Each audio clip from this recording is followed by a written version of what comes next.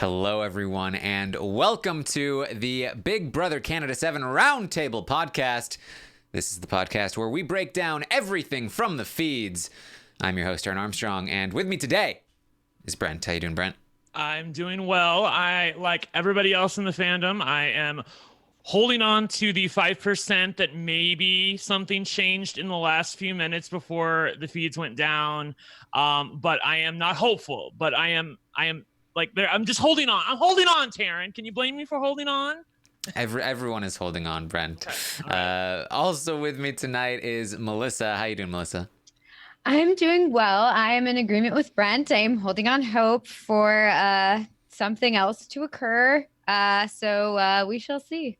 We shall see. We are live on YouTube, and you can join us in the chat if you want. This is the final roundtable during the season. We will do one more after the season ends to recap the season as a whole. We'll give all of the players their final overall ratings and all of that great stuff. There's plenty of stuff to do for the final, ultimate final recap thing, roundtable, whatever you want to call it, retrospective, I don't know.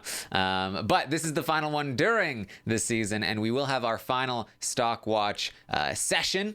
And in that session, Adam is still live. He was rated in the form. Technically, we saw that he is likely the person that was evicted, but we do not know for sure, and so he is still live in the stock watch. Just granted, given how likely it is that he did leave, that is also obviously going to impact the rating that he receives. So that is how we chose to go through with this particular circumstance. So let's talk about the week as a whole. We saw Mark evicted by a 2-0 vote. That's what we expected last week when we talked. In my interview with Mark, Mark said, "You know what? Anthony made the right decision sending me home. That said, I'm going to vote for Adam and possibly Dane over him." Very confused by that answer. He said it was a close vote between Dane and Anthony, but he would probably choose Dane. I was very shocked by that. I don't remember if I've said this to you guys yet. You can stop me if I have. But like, I think what's happening here is that he revealed on the eviction interview with Arissa that he was rooting for Anthony. He's like, "I'm rooting for Anthony. I love him. Yeah, blah, blah, blah, blah, blah." And then he's like, "Oh, but I'm a fan of the show. And I just exposed to the fans exactly what I'm going to do. And I'm Mark. I want to be unpredictable." So I feel like that's why he gave you the interview that he did and everyone else the interview that he did, saying, "Oh, well, I may not vote for Anthony. Just wait and see." But I feel like in the end, you will vote for Anthony. I saw Eric on Reality Recap saying that he couldn't believe that Mark was saying some of the things that he was saying. And I'm like, I can't believe you bought that. Like, he's a liar. You know this. Come on. He's just screwing with us. There's also, a lot of the time they come out of the house, and the second they come out of the house and she asks them, "Who are you going to vote for?" they kind of blurt out a name and just say whatever name is at the top of their head, or whoever they say goodbye to last, or whoever they have like a good feeling about right then and there. And then when they have more time to think about it, maybe their answers change, or at least we've seen that in the past where people are like, "I don't know why I said that. I have no idea why I said I was going to vote for so-and-so. Like, I thought of the name and I said it." So it's possible that he learned more information, or he was thinking more about it, and he realized that like it would be, he didn't want to vote for Anthony. I don't know, but I mean, who knows at this point? I just feel like the interviews with Arissa when they first get out of the house, and then the interviews before they go into the jury house, are all just meaningless. Yeah, it's like you can't rely on those for anything, as we've seen from the past like 5 seasons, that they mean nothing, and you can't predict anything from them, even though we're about to predict stuff from them during this podcast. Yeah, Melissa giving away the gold here. That none of it means anything. They mean something like half the time, but the problem is the other half of the time they don't mean anything. And you don't know which is the half that means which is which. The one thing that Mark did say, or it seemed to imply from your interview with him, is that he fully expects Kira to be taken to the final 2, and that may have something to do with his rankings and what he may perceive is supposed to happen in regard to what eventually happens. Because if Kira is not taken to the final 2, like say Dane wins the final HOH and takes Anthony to the final 2, I think that will have a big impact on Mark's vote. So we'll see. Everything is very, very live. Like, even because I don't know if he was eventually evicted, I feel like Adam's chances are still like nominally live at this point to win the game, which sounds crazy, but it's true. And the other thing too, there have been no spoilers. I am aghast. I am so proud of our community. There have been no spoilers. No spoilers. As who went home and who won part 1 of the final HOH. If you look back past seasons, you can see like Dimitri won part 1 of HOH, Aika was evicted, all of that was leaked. Not so this time. So I'm kind of psyched about that. Yeah, what's the Vegas equivalent in Canada? Because we don't have that. Oh, well, like I've been to Toronto and they have good gambling there, even though they took my money. So yes, well, yeah. So just real to clarify, Toronto for sure. If you didn't listen to the interview with Mark, how he worded it was basically he would vote for any of the guys over Kira, but if it came down to a voting of the guys, that would be tough for him. He'd go Adam number 1, then close call. Probably Dane, then Anthony. And as Brent mentioned, it did seem like he wasn't expecting that to even be the case. He was like, well, hopefully it's just a guy and Kira, because then it's obvious. If I have to choose, that would be annoying. Like, he really fully expects that it will be Kira and the winner of the season. And so I do believe that has some impact on his ratings there, his rankings there. And then also, as Bren mentioned, I fully expect that he could have the opinion that, Dane, you were in the final 3 with Kira and Anthony, and you chose to take Anthony? What's wrong with you? Obviously, Anthony has played the better game at this point. That's just a terrible decision. So I could see that influencing Mark's vote in that particular case. And I do think it's all live in the first place. I really couldn't tell you for sure where Mark votes. I mean, even if Adam does get to the end, does he really have Mark's vote, or is this more just like I just got out of the house and I'm just gonna be like, well, you should have taken out Adam because he's got my vote, but when it comes down to it, will he actually give Adam his vote? I don't know. He hasn't had the closest personal relationship with Adam of the 3 guys, so it's a tough one. Yeah, I'm not buying that. Really, you're going to vote for Adam when he's like, of the 3 guys that were with you in the Pretty Boys, he's the person that you had the least of a relationship with? Like, please explain that to me. Although, to be fair, he did say that in the house. Like, if Adam gets to the end of the game, like, that was him sticking his foot in his mouth saying, I would vote for Adam. And then he quickly tried to walk it back. So the fact that he quickly tried to walk it back leads me to believe that there may be a morsel of truth there. Yes. So back in the house, we did see Dane win the following HOH. Now, Mark did throw Dane under the bus when it comes to the whole Sam backdoor. We heard that there was some drama that came from this, but by the time the feeds came back, it was all squashed, and we never actually saw it on the episode. So I guess it maybe wasn't as big as it was reported to be, or it even existed. It didn't exist as much as it was reported to be. I think because Dane won HOH, I really feel like, I don't know if you agree with me, Melissa, but I feel like that's what neutered it. I mean, like there could have been an explosion. Like if Adam had won HOH, I think he would have had a lot to say to Dane about how he felt and what the hell was happening with Sam and who evicted her and who was the cause of it. But the fact that Dane won HOH and was completely immune and going to the final 3, and if Adam gets to the final 3, he's going to have to work with Dane. I think that's what neutered that whole discussion. No, totally. Yeah. I mean, it wouldn't make any sense for him to, confront Dane about this in an aggressive sort of way when Dane won HOH and basically, kind of controls. Well, he's going to be in the final 3. And so that he might be the person who could pick them. Because, the nominations don't really mean anything for this episode because it's really the veto. But still, it's like for the future, you already know Dane's going to be in the final 3, and Dane's really good at competition. So the likelihood that Dane wins that final HOH and has to choose someone to take is huge. And you can't make enemies at this point in the game. And good on Adam, once again, controlling his temper. I've often said that this would be my biggest, downfall in a reality TV game would be controlling my temper when I get angry with people or when I get irritated with him. But Adam, we hit that fight with Anthony when he hugged him and just, immediately put it in the ground and was like, I'm done with this. I love you, man. And then here, really not trying to make a big deal, recognizing that Dane is going to be a part of his future, whether or not he likes it or not. He's won HOH, and so he's going to be there on finale night. Good for Adam not being able to, not blowing up like that.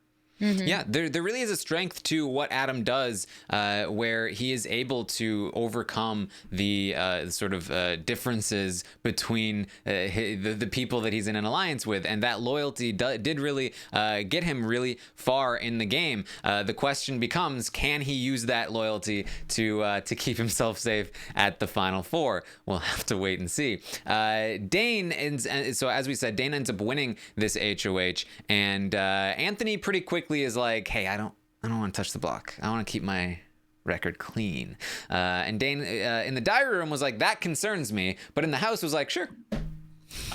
Again, unless they're leaving something out, like I if you were playing in Dane's place, like if you temporarily took possession of him, Taryn, I would understand why he did what he did with Anthony in terms of keeping him as a bigger target. Like, you can't let him get to the end. He hasn't been nominated. How could you possibly take him to the final two? But we haven't heard him articulate any of that argument. So I'm still like a little bit aghast as to why Dane did what he did. But I guess, like, to me, this just shows that he has a real loyalty to Anthony. Like, we're going to talk about it, but I'm telling you right now, I'm still not buying the fact that Dane's going to take Kira to the final two. I think Dane's going to take Anthony to the final two because of the way he talks about final two with Anthony. It is raw. It is real. It is heartfelt. He has never, ever, ever talked to anybody else that way. I don't think. It's always, it is a carnal sort of feeling when you're like, it's us going to the end, man. You and me. I just don't buy that he's willing to take Kira to the final two. She's not. Yeah. For everyone saying before that Dane was manipulating Anthony or whatever, like, no, sorry. I think Dane was totally genuine in saying that he wants to keep Anthony around and take Anthony to final two. I really don't think, if Dane this whole time has been playing Anthony, I will be very impressed, and good for him if he is. I hope he is, honestly, because it's stupid for him to bring Anthony to the final two. I think he should absolutely take Kira. But, we'll just have to see what happens. I see Ligori in the chat saying Dane is so good, he even has Brent fooled. As I say in the chat, I agree with Tyrion that I feel like this could be a little bit of a John Party situation where at the current time, in the current timeline, God, I love that when that discussion you had with, I think, Mary or Kirsten, when you were talking about timelines in this timeline and that timeline. I'm trying to talk scenarios. I know, right? Does not work. I know. I was great. I loved it. So in the current timeline where Dane is like existing, he's going to take Anthony to the final two. Now, it's a long way till finale night. Finale night's on Thursday. We got 3 more days there, and by now they've probably played part 1, probably part 2 of the HOH. The money's starting to be real. He's looking at how terrible Kira is. I think it's possible it could change as late as the day before, but right now, as to what I've seen, he's taking Anthony to the final two. And Taryn's going to be up in Toronto after the finale. And if he ends up not taking Anthony to the final two, I want to hear from him when it changed, because I do believe that right now he's willing to do it. My guess would be if Dane cuts Anthony, it's what he had been planning all along. That would be my guess. I don't think he will change. He could change his mind, but I would lean toward it would have been his plan all along. But honestly, I can't tell. I spent about 2 hours going over Dane's game this morning and talking about how he really has been the biggest liar in the house, the most cutthroat player all season long, and he really is hard to read. He is a great liar, and what makes him an even better liar is that it seems like he's a terrible liar, because people think that they catch him in lies all the time, but when he tells the lies that really matter, they believe him. And that's the worst. That's the most deadly kind of liar, and it's the kind of liar that I can't tell what he's going to do. I could not tell you with 100% certainty that I know Dane is taking Anthony or that I know Dane is taking Kira. I couldn't tell you. I don't even know for sure if he's. I'm pretty sure he plans on evicting Adam, but I couldn't even tell you for sure that he might not change his mind, or that Anthony might not change his mind. It's hard to read Anthony sometimes too. Exactly. I feel like Anthony is even more malleable sometimes than Dane. Like if they, like, going back to what we were talking about previously, if they, Arissa came on, said, there's going to be a surprise special eviction at the Final Four. The Final Four are going to become the Final Three. So they were going to have an eviction, like Karen said on the show last night, like 45 minutes to an hour later. is how much time they have. In that time, I have to believe that Adam probably sent something and went to them and said, hey, you guys are keeping me, right? And they said, dude, we got to talk. And then they were like, then the tears start to come out. He's like, really? You're like, this is my dream. Like, you're going to take Kira to the final 3. They don't even deserve it. Like, I think there's a chance that he's still in the house. I really do. I started thinking about Adam past tense. Like, in my head, he's already with the jury roundtable, but he could have already won part 2 of HOH by this point. Yeah. You can only hope. Crazy. Dane does leave Anthony off the block. He nominates Adam and Kira. He does have a conversation with Anthony where they both agree that Adam probably has to go. And here, one of the reasons why we're so unsure that Adam has left for sure is that we've only really seen 2 conversations. One where they said, hey, you know what's up? You know, it's a decision we'll have to make. And then 2, how should we break it to him? Like, this is not a like super set in stone plan that's been discussed a lot that they definitely want to do. Anthony himself has not even said, I definitely want to evict Adam. He's just been like, yep, he's nodded along, like, okay, we should tell him when. He hasn't been like, here's why we need to evict Adam. They've not talked about it much at all. So it is definitely up in the air here. Yeah, I think it's totally possible that they could be convinced about the whole loyalty thing and be like, we could have the pretty boys in the final 3. I mean, I could see that happening. I think that that's probably the best argument that Adam could make to Anthony. I don't know if it would necessarily work with Dane, but I definitely think that Anthony might be swayed if you use that sort of, you know, loyalty. We could be the most dominant alliance and have ourselves in the final 3. Isn't that what we want? Don't we want to compete against the best of the best? Blah, blah, blah. So I could see that working on Anthony. I don't know if I could see it working on Dane, but it could. And I think that if Anthony was convinced, then Anthony could convince Dane, and then there you go. So there is a possibility that Adam stays. It seems to be slim at this point, but I do think there's a possibility, and I'm hopeful that that's the case. Me too. Yes. All right. So that's really what we had. Dane, we saw Dane win the veto, and as I said, they talked about breaking the news to Adam. It was shortly after that Arissa came on the screen and said, "House guests, come to the living room." This is the surprise eviction that they did not see coming because they don't watch the feeds, and so there you go. That's the feeds. The feeds cut from that point, and we do not know for sure what is going to happen from that point forward, and that's what we got for you. It's very annoying that the feeds were cut during one of only 2 exciting weeks in this entire season. It's like, are you serious? We get one exciting week, and now this would have been another exciting week, and yet we get no feeds for it.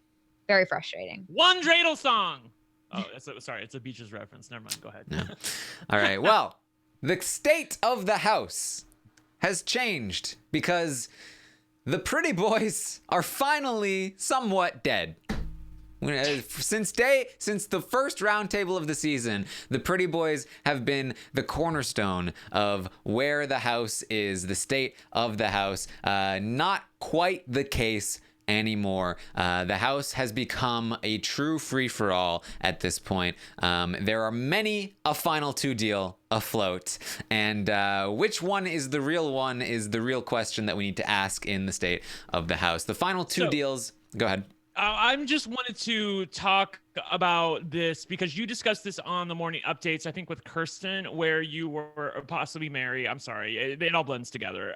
Where you were talking about the pretty boys being the most dominant alliance in history. Now you don't have to call them that anymore because, like, how we don't refer to the detonators as the most dominant alliance because it was just a tool of Derek and Cody to get to the end of the game.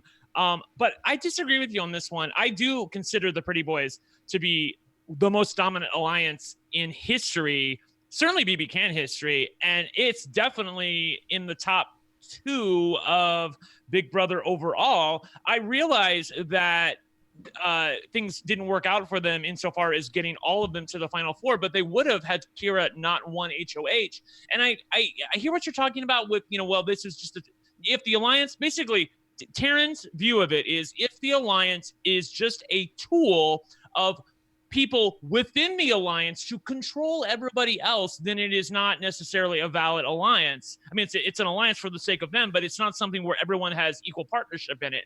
But I do believe that they have been equal, and I do believe that they would have, like, if Kira hadn't won HOH, I think they do go to the Final Four together. I think they are that dominant and that real. The fact that Dane and Anthony, maybe have something that's a little bit closer to me doesn't negate how amazing the Pretty Boys have been. So I don't know if you want to get into that a little bit further, since we don't have a ton to talk about. Yes, well. First of all, I do believe that that at various points throughout the season, Mark would have turned on the Pretty Boys, and so I think Anthony would have as well in the double eviction leading up to the second double eviction, I should say. If Mark or Anthony had won that one, I do believe they would have turned and they would have gone after Adam at that point. If Mark had won the final 5 HOH, I know for a fact he would have gone after Adam or Dane.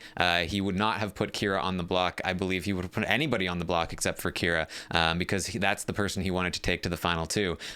So I do believe that part of why they even made it to the final 5 is because they didn't have the opportunity to betray each other.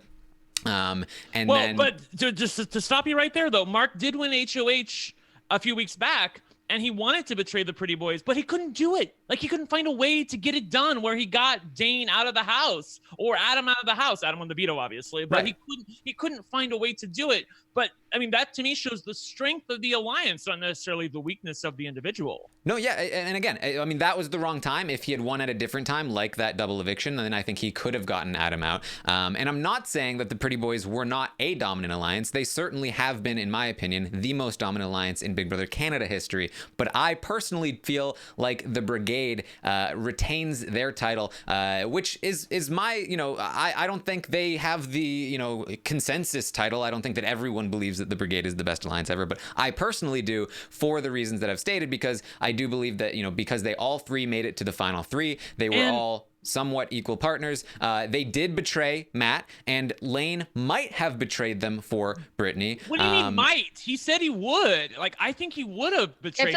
I feel like that's an open question that people. But I feel like these are also open questions too. Like, would Mark have actually? I know that Mark would have. Well, we could say that, but who knows? I do feel like there's a difference between the most dominant alliance and the most loyal alliance. And do I think that the Pretty Boys are the most loyal alliance? No. Do I think they're the most dominant alliance? Yeah, maybe, because, they were basically controlling literally the entire game. They're the entire story of the season. Yeah, they're the entire story. They won almost every competition. I can't even think of other competitions that people didn't win besides Sam's HOH and I guess Kira. But other than that, they won everything. And then if somebody did win that was outside their alliance, the next week they were gone. Right. So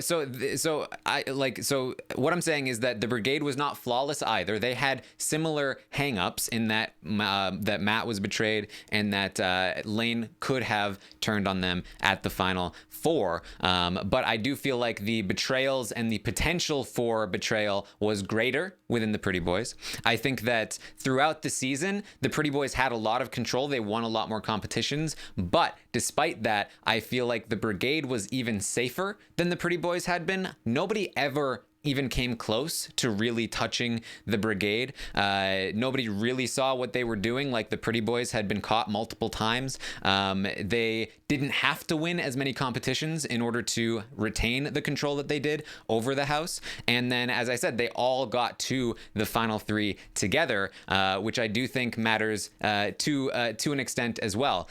So I do think there are a lot of different reasons why I would say, the Brigade holds the title. If the Pretty Boys had made it to the final 4, I would have said, hey, there's a really strong debate that we can have here between the Brigade and the Pretty Boys. The Brigade, I feel like, played a stronger game throughout the season, but the Pretty Boys finished stronger. Now I feel like the Pretty Boys did not finish stronger. And so for me, it's not as much of a question anymore. All right, well, I'm doing a flash poll. While this is going on, I'm going to leave the poll up for a half hour. Y'all can vote. Go to my Twitter, @OneLuckyGay. I'm going to post it right now. Which is the most dominant alliance in Big Brother history, in your opinion? So you guys get to pick, and I'm not trying to shade it either one way. I think Taryn has valid points. I kind of want to see what everybody else has to think about this.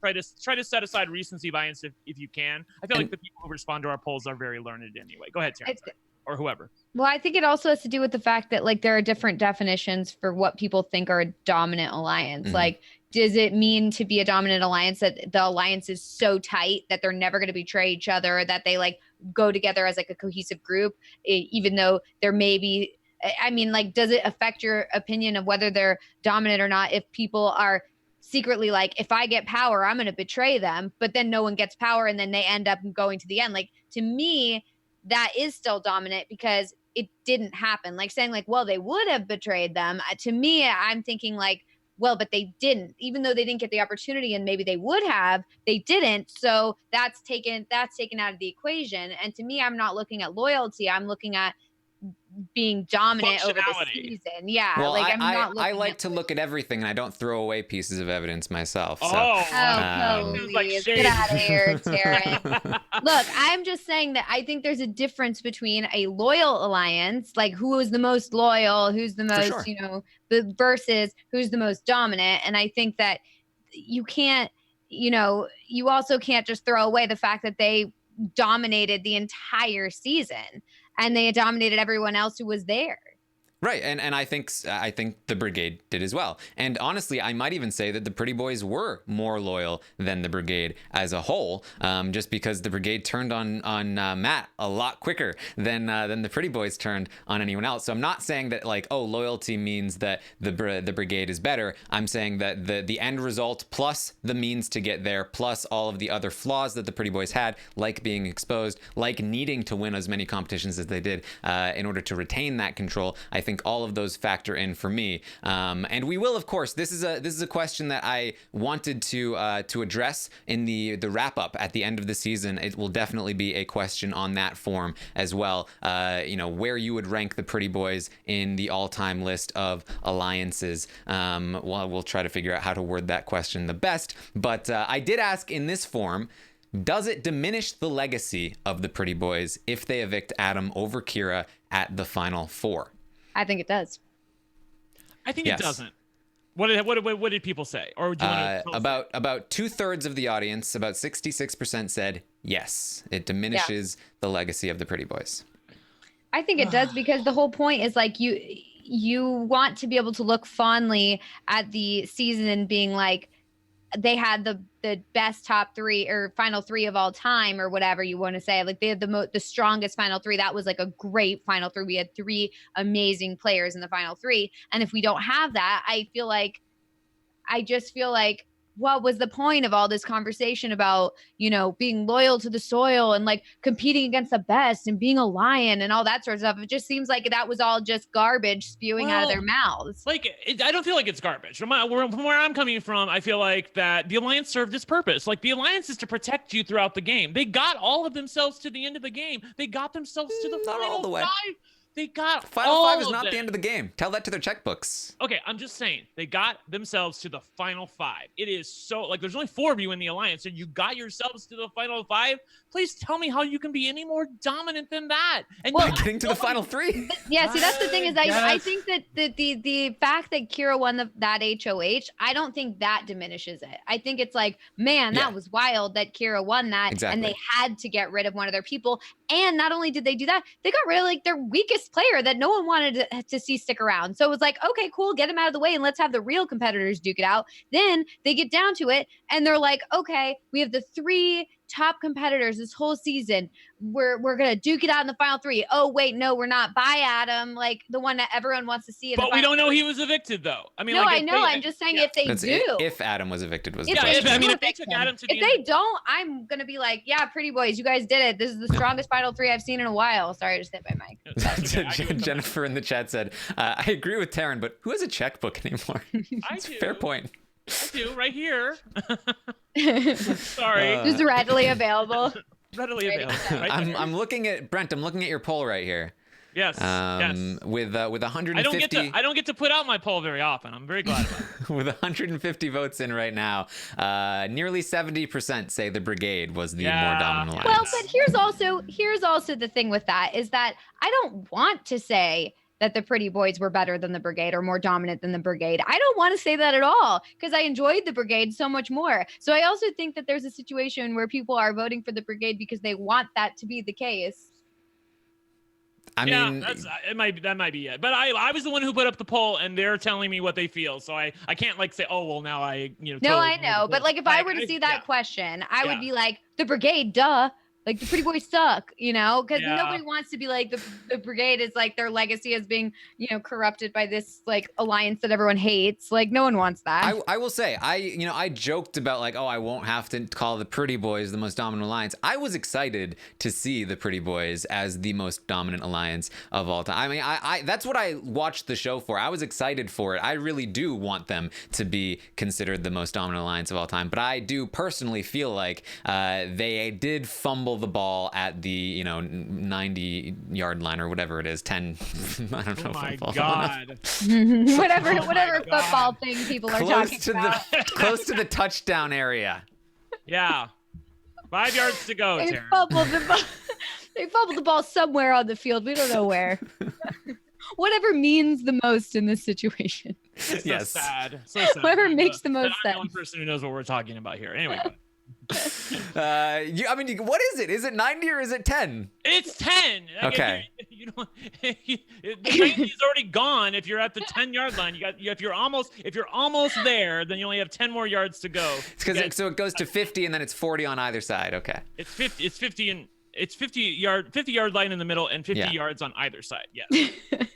We have the chat saying, "Go team!" Sports.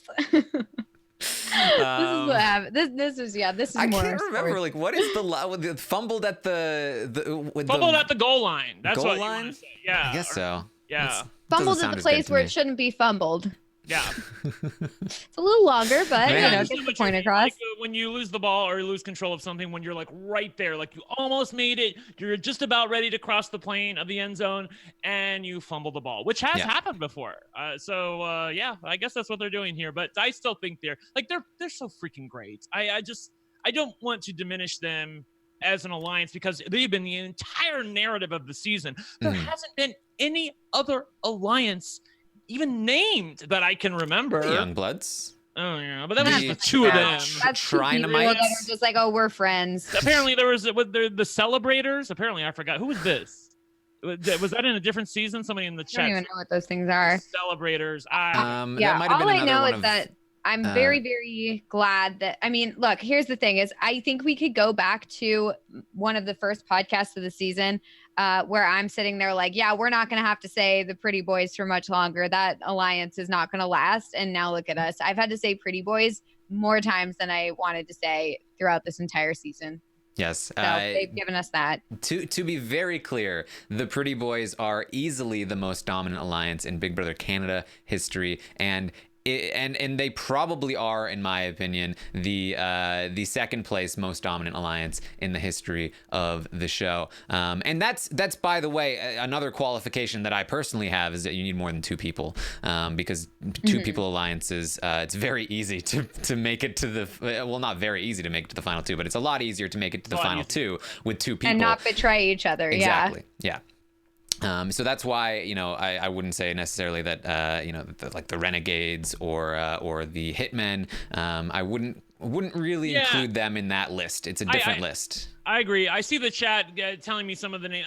People, I'm aware of all these names, but like it hasn't made the narrative of the show. It hasn't really made our recaps, like our updates in the mornings. Like the Pretty Boys front line and center. Come on. The only alliances I've known about this entire season, like really known about, like to the point where we would cover it, is the Pretty Boys and the Young Blood, and that doesn't count. The Young Blood thing doesn't count. Yeah, so as I said, from the first roundtable of the season to this one, it's always been the state of the house, Pretty Boys, like subsidiaries. And this is the first week where that is not the case because the Pretty Boys have in fact now dissolved. So there you go. Back to the state of the house, where the Pretty Boys are no longer a thing. It's just final two deals. And so the question becomes, which final two deal is the real one? You have Dane and Adam. They have a final two deal. Not real. Not real on Dane's part? I do think that Adam will I take think it's Dane. real on Adam's part. We have That is so sad. That's always so sad when it's like, oh, it's totally real on one person's part, and the other person's like, yeah, right. Well, see, the last notable time I can remember that happening was the Fortress. And so I think what we're saying here is that Adam will come back and win another season by winning a bunch of competitions, which seems very likely to me. Oh, well, the chat would love that. I think they have enough people. And then, yes. So Dane and Anthony have a final two.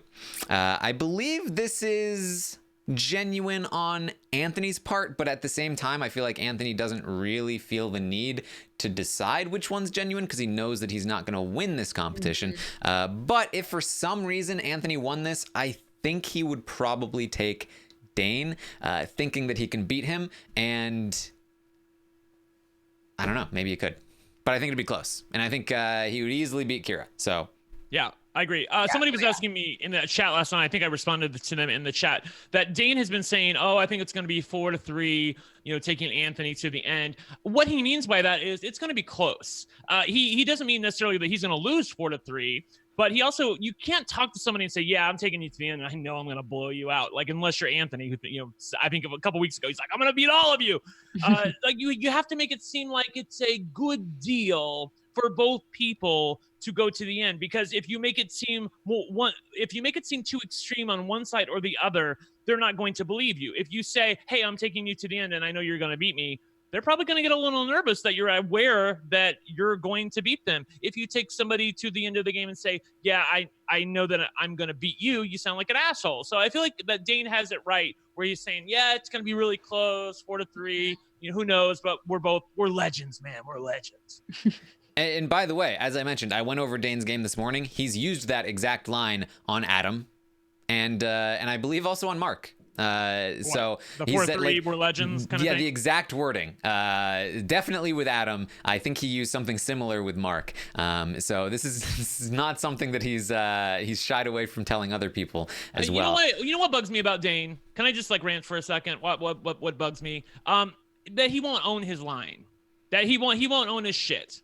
He plays the game hard and he does lie when he needs to, but he's not owning the fact that, yeah, I'm deceiving you here. I'm actually not telling you the truth here. It still bugs the shit out of me that he's still willing to swear on his father after he broke that swear during the first or second week of the show, and somehow it still has meaning to him. I feel like that it's a bad look for him. I wish he would do better. What?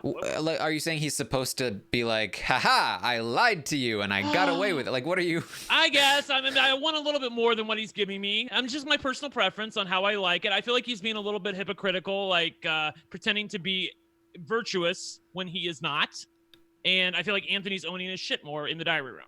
In the diary, well, I mean, he is not really in control of what they air in the diary room, but he has definitely talked to the cameras about I'm a liar. I mean, that was one of the cornerstones of my recap today, was that he would often go to the cameras and be like, sorry, yeah, Canada, my word is no good. Yeah, I know. Maybe it's just because he's not doing it to the people that I want him to do it to. Like when he was deceiving Kira and stuff, was like, oh, those were fake tears, Kira. I can't believe you bought that. That was great to see. I love stuff like that. I guess I'm still looking for his true intentions, and I'm irritated with him because I can't tell if he's it seems like from what, again, as you heard me say earlier in the podcast, it seems like he's going to take Anthony to the final two, but then I'm like, but you're a smart guy, so why would you do that? Why? Again, we talked about this before. I don't understand. If he's going to stay loyal to the pretty boys, that's fine. Take Adam to the end of the game with Anthony, fight it out, see what happens. You can also cut Adam at the final four and then cut Anthony at the final three and take Kira to the end of the game. That's okay too. You cannot have it both ways. You cannot betray Adam at final four and then somehow weirdly keep Anthony in a sense of loyalty and take him to the final two, because I think then you will lose the game. You won't have a leg to stand on. Are you with me on this or no? I agree. I think that is a very dangerous move to make. I think from Dane's perspective, what he would say was, the Pretty Boys was nice, but it was always me and Anthony. That was the true thing. I was only really loyal to Anthony throughout the game. And that's kind of comes into what I was saying about the Pretty Boys kind of being a tool for Dane to use. If Dane takes Anthony to the end of the game, then I think that your assessment that it is not the most dominant alliance is probably correct, because then it would just be a tool of his to get him and Anthony to the end of the game. If Dane says that the Pretty Boys were nothing and that he and Anthony were the end all be all, I will like lose all respect for Dane's game, because that's not been the case at all. If it was a situation where it was like the two of them knew, like, okay, it's the two of us, but we've got these other guys on the side, then that's fine. But that has never been the case. The entire game, okay, you make a final two on day 2. Who cares? The rest of the game, wasn't the two of you guys acting together. It seemed more like it was Adam I'm with you. Anthony and Mark. I'm with you, because Taryn, it does feel like they brought it up as a convenience kind of thing. Like, yeah, they made it on day 2, but then it was like it came up, randomly throughout the season. I can tell you, again, having gone through Dane's game very recently, he did check in with Anthony and planned with Anthony way more than anybody else.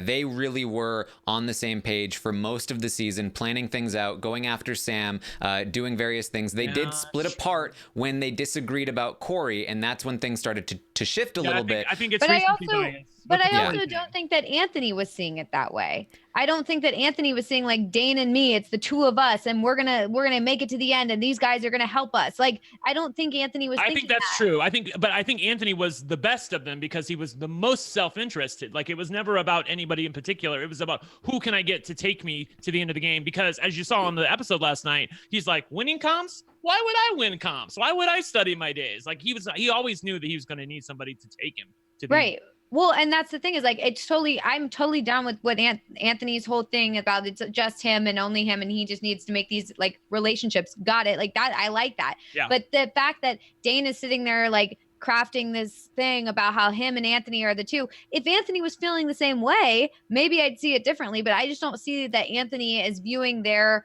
alliance and their relationship the same as Dane is viewing it. And so it makes me think that Dane doesn't understand what's been going on this whole time. I don't respect it. Do you think that it could be an instance of Dane, like, being what Melissa said, like not knowing what he really wants to do? Like, he kind of wants to take the Pretty Boys to the end, but he kind of likes Anthony and really wants to take him to the end. Like, I feel like it could be a party situation from Big Brother Canada 2, where he like wants to do this and then changes his mind late, but he's sort of juggling. He's trying to not make a decision.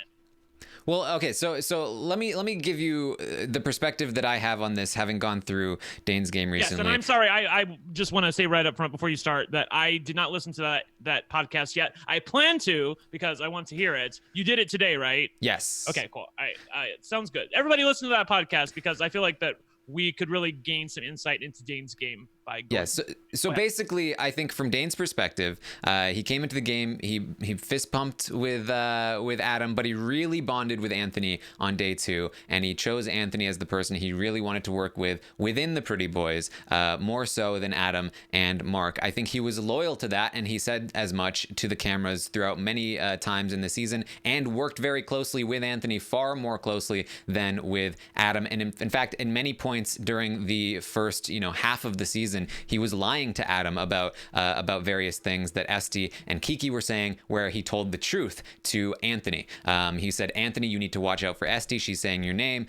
She's going after Adam. And he would go to Adam and say, oh, she's not going after you. No, definitely not. He was telling the truth to Anthony, not to Adam or Mark. He was working Mark and Adam at various points throughout the season, telling them, oh, we got to take each other. We are each other's best shots. But he would always tell the cameras that he was going to take Anthony. He wanted to go to the final 3 with Adam and Anthony at that point in time, because he was very confident that both of them would take him to the final 2.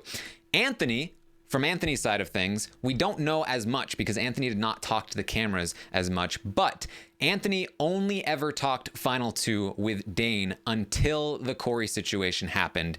And at that point, he started talking Final Two with other people. I don't think he even talked Final Two with Corey. It wasn't until he decided he was not on board with Dane anymore after the Corey situation that he started to talk to Mark about some things. I don't think he even ever really made a solid Final Two with Mark. We know that he did with Kira eventually, and then with Adam, and we saw what happened there. But I do think that for the weeks leading up to the Corey eviction, it really was Dane and Anthony working in tandem for a long time, and then they did kind of split apart because their interests separated a little bit, and then they eventually came back together with that big pitch that Dane made to say, hey, we've been going our separate ways, but we need to come back together. And so that's what happened. That's my perspective on it, having just gone through Dane's game here, and also I've been writing my notes for Anthony's game as well. I think my issue with the whole thing is it's very reminiscent to me of when Josh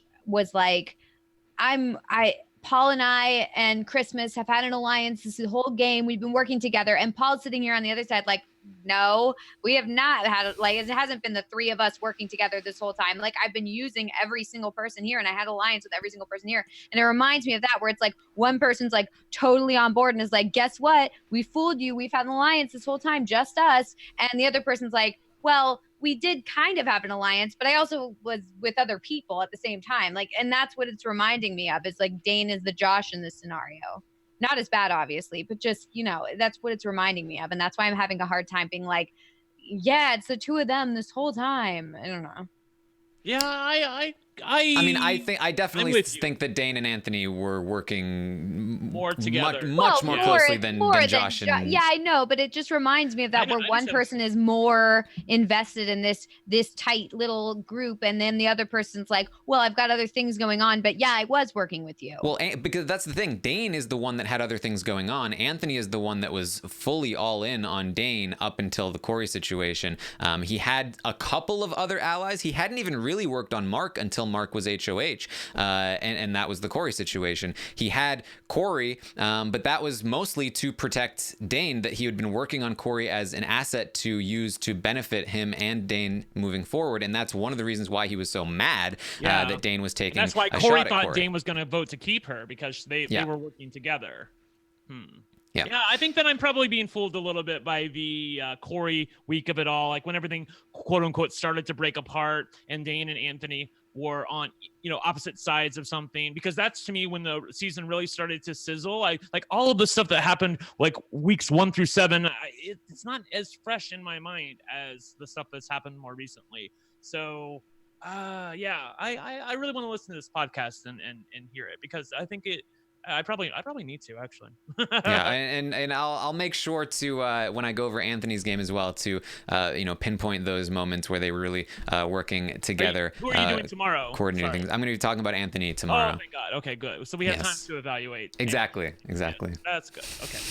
Cool. So that's I do think that if Dane takes Anthony, that will be what he says. And that said, I don't think that that necessarily means that that Dane, like, I could see this as Dane trying to be like the Derek in this situation, being like, well, yeah, I would take Cody because I beat Cody. Why wouldn't I take Cody? So if Dane takes Anthony, I think that he will be like, oh, of course, I'm loyal. But at the same time, he would be like, well, and I also knew I could beat him. Melissa, I don't always agree with you, but I do. I hear what you're saying in the Josh and Paul comparison. I don't think it's like terribly similar, but there are emanations of each one where I feel like that I see where you're coming from on that. And it does feel to me that one person has a little bit more equity invested in the situation than the other, and the other person has options. But at the end of the day, I do feel like they were probably the two most loyal people in the house to each other. And so I guess I'm a little fencerton on it. So yeah. All right. Well, this all comes back to, will Dane actually take Anthony? And my answer is I don't know. I would probably lean toward him yes, taking Anthony. And the reason I think that is because I do think that he feels like he can beat Anthony. I think that if he was looking at a decision where he really thought he could lose to Anthony, I do think he would take Kira. But I think he feels pretty confident, and I think because of that, he might take Anthony. And if he doesn't take Anthony, I think it's because he's not confident he can beat him, and that's why he ends up cutting Anthony. I think he would love to have his cake and eat it too, if possible. And so that's why I do lean toward him taking Anthony. But again, it's all like we saw in the episode, and he was like, this concerns me that he never touched the block. That could be him indicating to us that I don't really want to take him to the end, and that's why I'm giving him this statistic, because it doesn't matter because he won't be there. So who knows? We also, of course, have Dane and Kira. I do believe this is genuine on Kira's part, that Kira will take Dane to the end. But Anthony has been known to, I don't want to say control Kira's actions and decisions, but maybe just say that he does them for them. Maybe that's the better way to say it. I don't know, that he gets them to do them for him. Yeah. I'm just trying to come up with any other way to say he controls them, because they don't like that. Yeah, I know they don't like that, but that's the truth. And I'm going to tell them that when they get out of the house. In fact, I think the odds are probably going to be blocked by Kira within a week of getting out of the Big Brother house, but I'll try and keep it cool. I'll try. When I talk to Kira in the final 3, I'm going to be like, hey, there's this guy, Brent, you should block him immediately. Stop. I'm trying. But that's the real tea. Like, I'm sorry, you were really manipulated by Anthony. Like, I hope that they can recognize that when they get out of the house. Like, if you, like, the best thing you can say is, yeah, I'm sorry, I was manipulated by Anthony. He's so good. He got me. And I'd be like, oh, great. That's great. Mm-hmm. But if you try to do like the Devons of it all and try to explain it and whatever. Okay. And I make all my own decisions. Like, no, sorry. Sorry. You were not controlling anything. No. Yes. So I do believe that Kira intends to take Dane, but you never know what Anthony can stir up if he is given the opportunity. So I would not put it past Anthony to be able to talk Kira into taking him at the end of the day. And he does have a final 2 with Kira as well, Anthony and Kira. I think neither of them are loyal to this final 2 at the moment, but we'll see what happens. Okay. So that's what we've got. If the final 3 is Dane, Kira, and Anthony, I think right now Dane, I lean toward him taking Anthony. I think Anthony would take Dane, and I think that Kira would take Dane, but with the caveat of Anthony might be able to change their mind when the feeds are down and we don't see it happen. Yeah. If Adam is in the final 3, I believe Adam will take Dane, Dane will take Anthony, and Anthony will take Dane. I believe that is a lot more set in stone. So it seems like most likely final 2 will be Dane and Anthony. I believe so. I believe so as well. It sounds like, yeah. I believe so. So that's what we have for you, talking about the state of the house. Are you guys ready to get into the stock watch? I am. All right, let's do it here. Here we go. We're going to start with Dane. Dane, who is our HOH, a guaranteed spot in the final 3. He also won the veto, so he's doubly assured of making that final 3. I can start with Dane here. I feel very confident in Dane. I think that he is almost definitely sitting in the final 2. The only way he does not sit in the final 2 is if Adam goes home and Kira wins the final 3 HOH and Anthony convinces Kira to take Anthony instead of Dane, even though that's not their current intention. That is very possible, but I think all other scenarios lead to Dane sitting in the final 2. And if he is sitting in the final 2, I do think Anthony has a very real chance. In fact, he might even be the more probable winner against Dane, but I think it will be very close. And the fact that it will be very close tells me that he has a very, very good and solid chance of winning this game. I personally gave Dane a 9 out of 10. Melissa, what do you think? Yeah, I'm in agreement on that. I gave Dane a 9 last week, and I'm sticking with my 9. I gave Dane an 8 last week, and I'm actually sticking with my 8. I feel like that he has done some good things for his game, and certainly it seems to for all outside appearances, to guarantee himself final two, so that's great, and I think he has a great shot to win. I still think that Anthony is the favorite, and if he makes the boneheaded move of taking Anthony to the final two and loses, that will just be a mistake to end all mistakes. It will be like terribleness, and I think it's very likely to happen. So I give him an 8, and I'm giving him a little bit of room to grow. Again, I do not view Dane as the favorite to win the game. I view Anthony as the favorite to win the game. I still can't believe you guys are believing Mark and what he said, and Corey's voting for Anthony all day long and twice on Sunday. So come on. All right. Well, the audience is actually higher on Dane than Brent is. The audience gave Dane the coveted 9 out of 10. Wow. Good job, you guys. Yes, very Well, it's rare. close. I mean, I from the could have given audience. him a 9. I mean, it's close. I'm just saying that I think he's too loyal to Anthony for his own good. Same way I gave Adam a little bit of a lower score than Taryn all season long, because I always felt that Adam was too loyal to the pretty boys for his own good. Again, Adam was wanting to keep Dane in the house last week, trying to keep Dane in the house, and it's very likely that Dane is the cause of his eviction at Final Four. So explain that to me. Yeah. There you go. Well, Dane is going to average out here at a 9 as he did last week. Now let's talk about Anthony, who also averaged out at a 9 last week, but with a higher percentage overall. Brent, you gave Anthony a 10 last week. You still think he's the favorite. Are you going to stick with your 10 this week? I am not sticking with my 10 this week. I'm going to give him a 9. I'm going to give him a little bit of room to grow. I think that I am worried that when it ultimately, I always talk about this, like, it's very easy to talk about things in theory and what you're going to do. But like I always said with Adam, if he's sitting there on eviction night on the freaking block next to Kira, you're telling me that you're not going to evict him? Like, I always said that. People said, oh, you're crazy, Brent, please. But I knew what was going to happen. Likewise, with Anthony, I'm a little worried. Like, if Dane has the power in the final 3 and it's Kira and Anthony at the end, and he's looking at the 2 of them, and he can get rid of one of them and keep the other and sit, like, you can literally sit next to Kira. Are you kidding me? I feel like that's not good for Anthony. That's not good for business. So I'm going to give Anthony a 9. All right. Melissa, what about you? Yeah, I'm sticking with my rating from last week and giving him a 9 as well. I mean, I feel like I said everything that I wanted to say about both these guys last week, and I don't feel differently about them this week, especially with the lack of significant feeds. It's kind of hard to, make a change in my rating, but I still feel strongly that I really do think that Dane and Anthony are likely going to be the final 2 in any scenario, because, if Kira stays or if Adam stays, I think that the odds are that Dane and Anthony will end up in the final 2 no matter what the situation. And so I think they're both playing really well. Yes, I also went with a 9 for Anthony. I feel like he has a great shot to win this game if Dane takes him. And even if Kira wins, I do think he has a great chance of convincing Kira to take him, in which case I think he wins unanimously almost. So I think that he has a great shot of winning this game, and so I gave him a 9 out of 10 as well. The audience, though, this time they are lower on Anthony than we were, barely giving him an 8, much lower on Anthony than they were on Dane, almost a full point below. So that was surprising.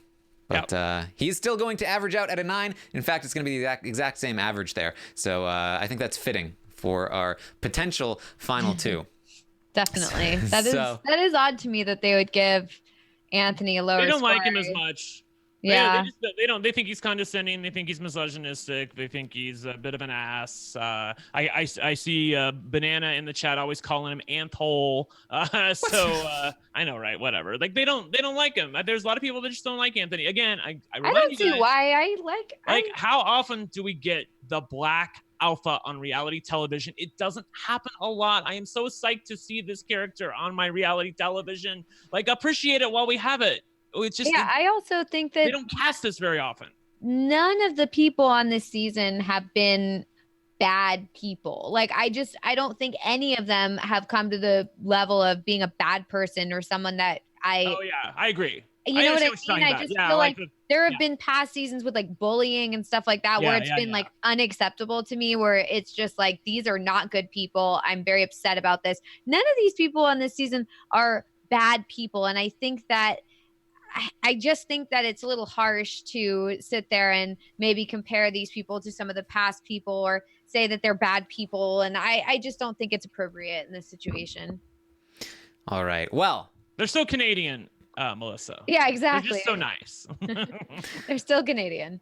well, let's talk about Adam, who we think is probably evicted, but we can't be sure, and that will impact his rating, I'm sure. Last week, he had an average of 9. I expect this to go down. Way Brent, down.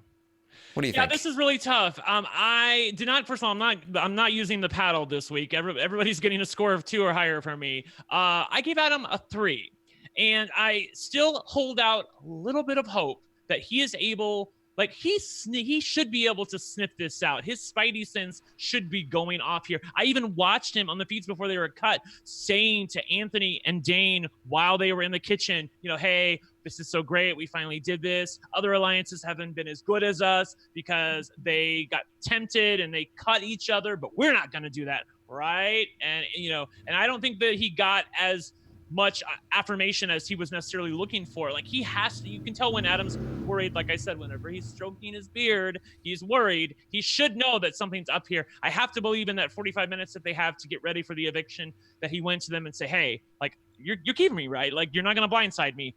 And I mean, like if he went to Dane might lie to him, because like we said, Dane can be a bit of a liar sometimes. Like he didn't even tell Esty, for God's sake.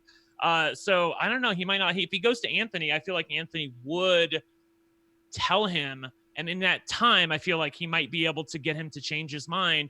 Maybe not, but maybe so. So I feel like a 3 is warranted here. It's not a 1.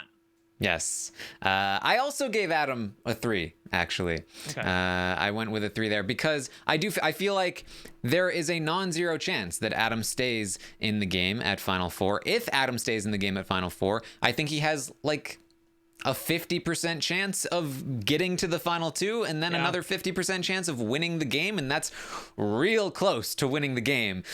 So maybe a small chance he stays at Final Four, but if he does, big chance to win the game. And so I think that gets him up there to a 3 for me. And so that's what I went with. Melissa, what did you go with for Adam? I think I'm going to be an outlier here. Okay, be an outlier. I have been many times. I think I'm just going to do it because I'm going to give Adam an 8 because I think that if he stays, and I don't know if he'll stay, but I could see a situation where he convinces them to keep him due to their insistency on loyalty. And so I think that if Adam does manage to stay, and we've seen crazy things happen this season in terms of Dane staying and all that sort of stuff, I just think that if he stays, I could absolutely see him winning this game. And so I don't think he's drawing dead, and I think he's playing just as well as he did last week and the week before. And I think that it's unfair for me to give him a low score just because there's a possibility that he could go out. And I think that Well, let me stop you right there before you continue on, because it's not just about like I feel like playing wise, he's played pretty well, like just as well as he did last week, maybe just as good. But he had 2 chances to win competitions and he blew them both. I feel like that has to be held. He has to be held accountable for that. And also his position has worsened than last week. Like last week he won the veto. It's only worsened because he's on the the block at the end. Never been on the block before. I just feel like I He's think never been on the block on eviction night. Here's the thing though, is that when I'm calculating these ratings, I'm calculating by how well they're playing the game. And I don't necessarily think like, okay, did they win this competition? Did they not win this competition? I think that like last week, Kira won the HOH, yet we all still rated her a 1 or them a 1.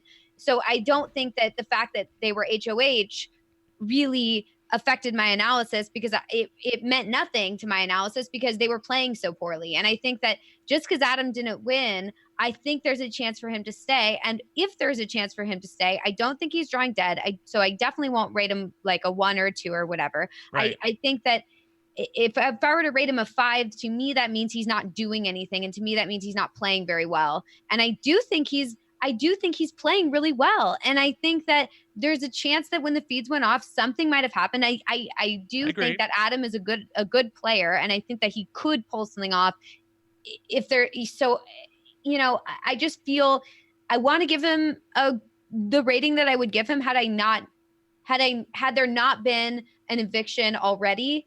I would give him an 8 because I would think there's a chance that he can pull something off, and I could see it in his future, him pulling it off. So that's why I'm giving him an 8. And I know it's weird. No, I love it. It's great. I fucking love it, strongly. Melissa. No. Like the chat is going crazy, but I love the fact that they're going crazy because usually, like, I'm the person who's making them go crazy. Yeah, my ratings are usually just a 5 straight across the board. Yeah, so like it was boring reading. Don't knock it. I love the fact that you gave him an 8. It's your right to give him a score that you want, and I like, for me, I feel like that I've always said that Adam is too loyal to the pretty boys. I feel like that invoice is coming due this week, and that's why I lowered his score, because he walked this tightrope so far and continued to be loyal to this idea that itself was not loyal back to him, and I feel like he has to pay for that in my rating. But I understand where you're coming from. Yes. So, an 8 from Melissa, 3s from Brent and myself. The audience... What did the audience do? The audience kind of split the difference. The audience went with a 5. Okay. Right. Fair enough. Adam. Yeah. So what's that average out to be? I think a 5? That's probably our weirdest rating we've had. It probably is. I think it's going to be a 5. Yep, it's a 5. Okay. Yeah. So Adam's going to average out there at a 5 for the pretty good for a guy who's probably going home. Yeah, for a guy that could already be out of the house. Oh well. So let's talk about Kira, who was frozen last week because they got an average of 1. We're changing this for next year. I just want you guys to know, or at least I'm going to try. I'm going to try to get this changed for next week, because I went to Taryn, I went to Alexandra. I wanted to buy Kira because they were at a 1, and I felt like it was my only way to catch up. But they wouldn't let me do it because they said it was frozen. Again, I understand the idea of freezing Kira where you can't sell them. Like if you bought Kira and they went down to a 1, you shouldn't be able to sell them because that's the lowest it can go. But if I want to bet on Kira and their potential to win the game, I should be able to buy them at a 1. Everybody else has the right to as well. So I feel like next year we'll get this fixed. But for now, we couldn't allow it, so I could not buy any Kira, so I have to rate them accordingly insofar as how I view their game without me having any impact on it whatsoever. Right. Basically, the logic behind this when we came up with the rule was that because there's no zero rating, that 1 will essentially function as a 0 in order to make things more exciting, so that people can actually go and drop and be frozen. They're worthless. They're worthless in the game. And so, and part of that too is that priced it's so low, priced at $1. They're priced at $1 because their chances to win the game are basically null and void, and so like the upside of buying at $1 and then it goes up by $2 because they've slightly increased their ability to win the game, but if they haven't won the game, the benefit of that is dramatically higher than even just somebody priced at $2. And so there's things that we have to work out in terms of how to make that work, have somebody be priced at basically $0 and off the market. Maybe that we can give we can have a fee for buying in, and Kira would be cost maybe $2 or $3, something along those lines, if you really believe in them and you really think that they can win the game, because then those shares will be worth 10 at the end, and that's where the real value should lie. But we did make the rule prior to the season starting. We did. I just want you all to know that I fought for you guys. I tried to get Taryn change his mind. I tried to get Alexander. Wait, it wasn't about me changing my mind. I know. That's the way we've done it all season. I just didn't like. I didn't like it back when Kiki was a 1. And I was like, well, why can't I buy Kiki if I want to? But I feel like what I want to just tell everybody is we will work on it. We're trying to. We're always changing. We're always reiterating. We're trying to make things better. Yes, we're trying to make things better. Yes. But for now, I gave Kira, as far as rating them goes, I gave them a 3. And I do believe that their chances of winning the game are higher than what they were last week. If we're saying that they were essentially null and void last week, they've certainly risen, in my opinion, because I was not previously aware that they had this much of a chance to win the game. I feel like things have changed a little bit, where even though Mark's saying he won't vote for Kira at the end, I feel like there might be some people on the jury who might vote for Kira. Like I agree with your assessment though about Adam and Kira. Like if that relationship hadn't dissolved and they had never betrayed Adam in the way that they did, I think their chances of winning the game would be much higher than it is right now. But they so burned Adam. Like he's going to feel burned by Dane and Anthony if he goes home at 4, but he's also going to feel burned by Kira. So it all like comes out in the wash. So I feel like a 3 is probably the best rating. I almost want to give them a 2, but I feel like since they're going to be in the house and probably Adam isn't, although again, who knows? I feel like I should give them not a lower score. So I give them a 3. Sorry, that probably didn't make sense. All right, Melissa, what do you think? It's tough, man. I'm going to give Kira a 2 because last week I gave them a 1. I did not think they'd be around. I figured that this week they would absolutely get cut. I didn't think there was a chance that the 3 pretty boys wouldn't try and make their way to the end together. So now that that's even an option, I'm starting to think that their chances are certainly better than last week. Do I think their chances are great? No, but I do think there's a situation where there could be bitter juries. I mean, crazier things have happened, and lately we've seen a lot of bitter juries. So I could see a situation where Kira ends up getting the vote somehow. If Kira gets to the end of the game and gives like a Paris-esque, like I was all on my own, Kira, hear me roar kind of thing, I feel like there's a snowball's chance in hell that they could win the game.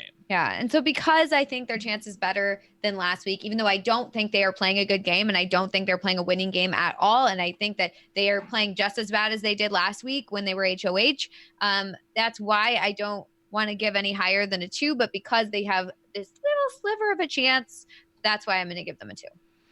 Yes, I went a little crazy on Kira. I gave Kira 4.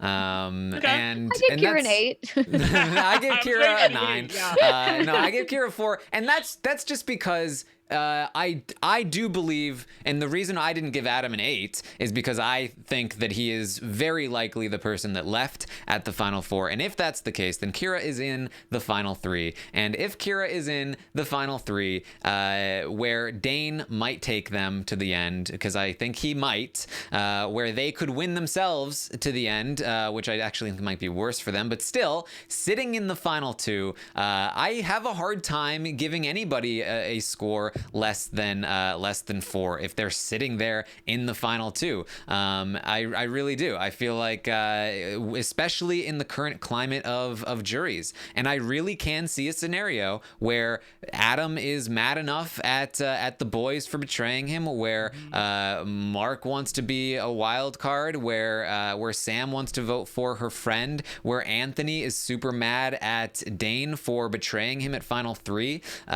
where Damien, who talked in the season about how he did not agree with the rest of the house guests that Kayla deserved to win because nicer people should win. Just because you lie does not mean that you should win the game. I could easily see Damien being somebody that casts a vote for Kira in that spot. I don't want to underestimate Kira's chances. Do I think Kira is going to win the game? No. That's why they're a 4. They're below average. I don't think they will win the game, but I did give them a 4. It's maybe a little bit high, but what can you do? That's okay. By the way, some people in the chat were a little confused. I'm not comparing Kira and Paris's game. Obviously, Paris played a hell of a game, much more so. Like, it's not even in the same universe as what Kira is doing. But what I'm trying to say is if their presentation in the final 2 is in the same vein as Paris or Kayla, and, obviously Kira is non-binary, so I'm trying to make this make sense for you guys. Sort of like I felt like Paris was like, I am woman, hear me roar, it's us 2 in the final 2. Like, if they can have a moment, they need a moment in the final 2. If they can get the audience behind them, I feel like they can win the game. That's what I'm trying to say. Yeah, like they could sit there and say something like, about how with this season was dominated by men, and but look at me, I was able to fight my way Yes. tooth and nail on like my that. own with like no one else was helping me. I lost my allies early in the game, that sort of thing. And then if the audience gets behind them, you're right. Like I'm sure that had an impact last season when they heard the jury and the audience cheering and going nutso over Paris's speeches. I think if that were to happen, that could be something significant. The one thing is that do I see the audience or the jury, cheering for them like they did with Kayla or with Paris? I don't know. Audiences are stupid. I feel like they can be manipulated into anything. I'm sorry, but they are. The chat is like, no, Brent, no. Look, I'm not saying that I want Kira to win the game. Obviously, I don't, but I feel like it's my job to give them to present the best argument that they can. I did this with Karen in Big Brother Canada 5. I'm like, okay, I'm gonna take up the mantle for Karen and give her. This is what she needs to say. This is what she needs to do, and this is the scenario that needs to happen for her to win the game. Same thing with Kira. If they have a moment on stage and they say, like when Melissa said, go for it. This season was, supposedly ruled by men, but I made myself here. I'm the first non-binary house guest in the history of Big Brother Canada, and I got myself to the end with all of my allies leading me. I deserve to win this game. I fought my way, just like is it a bunch of BS? Yes, but could you? Yeah, you could. But you could argue it. Yep. Yeah. Yeah, and to be clear, like if we want to like compare this, like I believe I gave Casey an 8 in the final round of the stock watch in Big Brother 20. I would have given Karen a 1 personally. I would have felt a lot more comfortable with that. I felt like that she really had no chance. I would have given somebody like Josh a 7 probably. I knew you hated Karen, by the way. I'm gonna tell her that. Well, look, what can I do? I was right. Like you were right. By the way, not to interrupt. Did you see that Aika tweeted about you? Did she? She did. She subtweeted you because she didn't even tag you in it. Tag you in it. Yes. In fact, I shall bring it up here because I want to tell you what Aika had to say about you, Taryn. She obviously watched the show last night. It's in my likes here. So where is it at? I'm looking for it. For the record, this is what she says. Aika Wong, 11 hours ago. For the record, at One Lucky Gay has never thrown Taryn under the bus with me. LOL. Brent doesn't have to.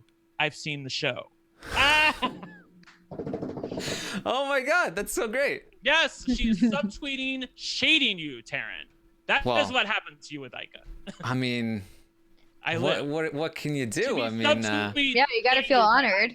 I kind of am. I mean, look, Aika has never even said my name once, so I mean, gotta feel good about it. Clearly, wait, Brent, this is important. Did she spell my name right?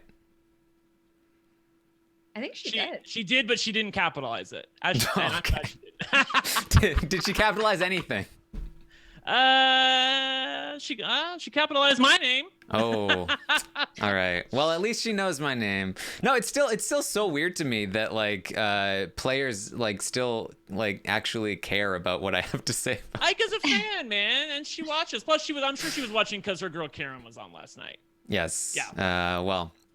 Look, what can I do? It is weird. Like I do find myself in a position where I really like people. I like Karen's great. I would love for Karen to like me. I would love for Aika to love me. Like that would be fantastic. But so I find myself in a position where I'm like, oh, I hate that I don't think they played that well, because it would be a lot easier to interact with these people if that were the case. But what can you do?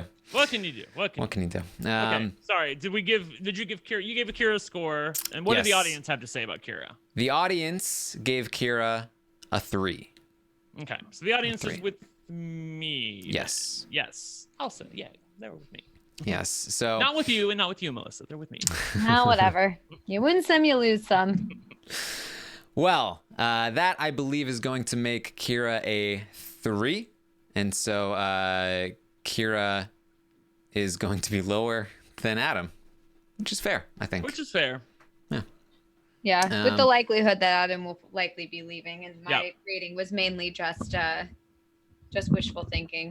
Yes, likely. and I know people are like, "Oh, Taryn thinks Aika played bad." No, I just didn't think she played like amazing. What are you gonna do? And also, I think she didn't like me before Big Brother Canada 5. I think it was Yeah, because I put Aika at the top of my list of returning people like that were that's what absolute it stars was. that they had to come back, and Taryn was like, nah. And No, Alex I was had like, Aika. nah. I had Aika on my list as well. It was that Yeah, it was I didn't. number one though. It was that right. I think Aika was like number 2 on my list, You had Netta. which was not good enough. Yes, and then our also, arch enemy. what I said was that I didn't think Aika would do well on a potential upcoming dare you, season. Taryn. Yes, based on her prior performance, I didn't think that was something that would happen, and I was wrong. She did very well. So She probably shame did on it me. just to prove you wrong. Like, Yeah. ha, Taryn, look, I did well. You were wrong. So there you go. So Kira is going to be a 3 there. And that's what we have for the stock watch, but we can reveal the decisions that were made here. What a nightmare. What Now- happened, Melissa? Okay, we'll start with Melissa. I have to look up what I did, but I'm pretty sure I know. Where were you before? You owned who and how much money did you have? You had more money than me, I know that. I had 6 Adam, 2 Anthony, and 7 Dane. Okay. And then I bought 2 Adam. 2 more You Adam. want 2 more Adams? Yes, Yes. but this is why it's good that I diversified my portfolio, because even if Adam leaves, I'm not out yet. I still have Danes and I still have some Anthony's. So, whatever. Yes, exactly. Yes, so Melissa did lose a little bit of money here. Went from 158 last week to 146 this week, despite getting $20 as a stipend. So that's money lost on Adam. $32 lost on Adam. Wait, I think I should probably go first. Actually. Okay. Yeah. Sorry. There's a rhythm to this because I also bought Adam. I also decided to buy Adam. In fact, I bought so much Adam that's all I have is Adam stock right now. Whoa. I said to Alexandra, first I tried to buy 138 shares of Kira, then that didn't go through. And I was bitching about that. And then I said, fine. So I said, sell all my Mark stock and buy 100. That's my Kira's thing. I said, I was so irritated at the end. Usually I know how many shares I can buy. I just said to Alexandra, buy as many Adam shares as I can. That's what I said too. I literally was like, I don't even want to calculate it. Just buy whatever Adams I can buy. You ended up buying 15 shares. I bought 15 shares of Adam. That's what I did. I bought 15 shares of Adam. And that's all I own, by the way. Yes, and you lost. Sorry. Go ahead. No, I had been moving my money around to various, I had them in single house guests as you go along. Mm-hmm. And it's been working for me, even though you guys have been shading me. I feel like it's been okay. I haven't really taken a big hit up until last week. But last week combined with this week, man, I went down the shitter. I've got 15 shares of Adam. He went from what previously was a 9 down to what is he now? A 5. Oh, he didn't go down as much, but basically my value was cut in half. Yes. So I mean, if we had learned that Adam was out of the house, then you would have been gone broke. But Adam's a 5, and so you are going to retain. You're going to go from $138 to $98. You're going to lose $60 total on your Adam shares. What are we doing going ahead? Because we're going to have an eviction on Wednesday that we don't know what happened, and then we're going to have an eviction on Thursday. So can I sell Adam before Thursday, or am I screwed? Because we've been doing this on Thursday. Yes, so you can sell Adam. You need to get your final purchases and sales in before the finale on Thursday. So that's around, get it in by 3 p.m. Eastern if you can. As long as the spoilers don't get out, you're probably okay. But you will be able to sell Adam. It's an unfortunate situation where this is not totally concurrent with how we've played before, where you'll know for a fact that Adam is gone if that is the case. But there's not a whole lot we can do unless we At least it's fair do a for daily everybody. update.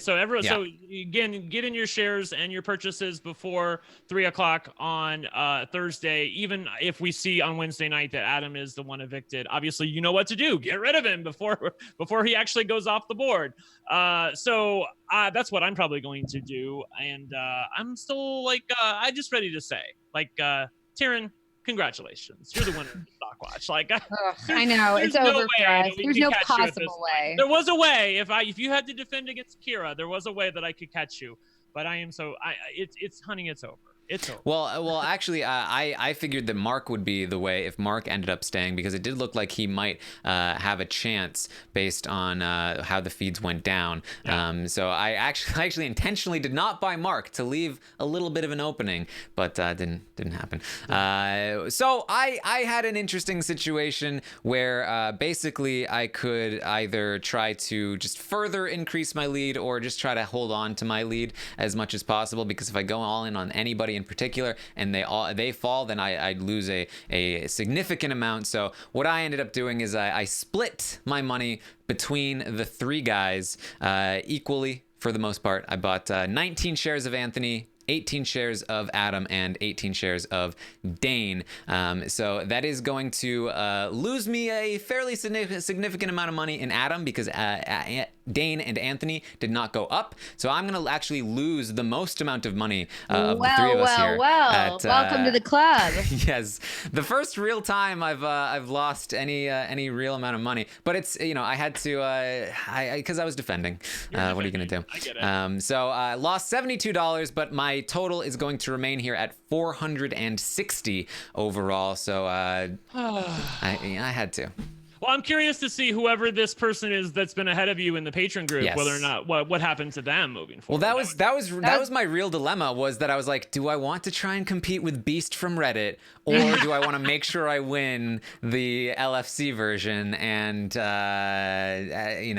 I just love, like, I'll give it up to you for a second. I love the fact that you're only competing against me and Melissa, basically, but you're, like, in essence, beating every single living patron, and there are a lot of them who are playing this game, that you're so good at this that you're... And just people from the subreddit. Yeah, exactly. So, except for one person, like, I want one person from the subreddit. I want to know who this person is. Come forward. Yeah, yes. So there were two times during the season. It was the first double eviction and this one, where instead of going for trying to make money, I tried to defend, and both of those times were where I did not make a significant amount, and that's where Beast overtook me the first time, and I'm sure he will overtake me this time as well, even more. But what are you gonna do? Beast has played very, very well, and we got to give it up to him if they end up winning this whole thing for the Redditors, and also, of course, whoever ends up winning the patron what the Redditors group. have to say about Melissa giving Adam an 8. Like, they're gonna. I think I saw the chat and they're like, "Thank you," because they're like me and they bought Adam. It's crazy.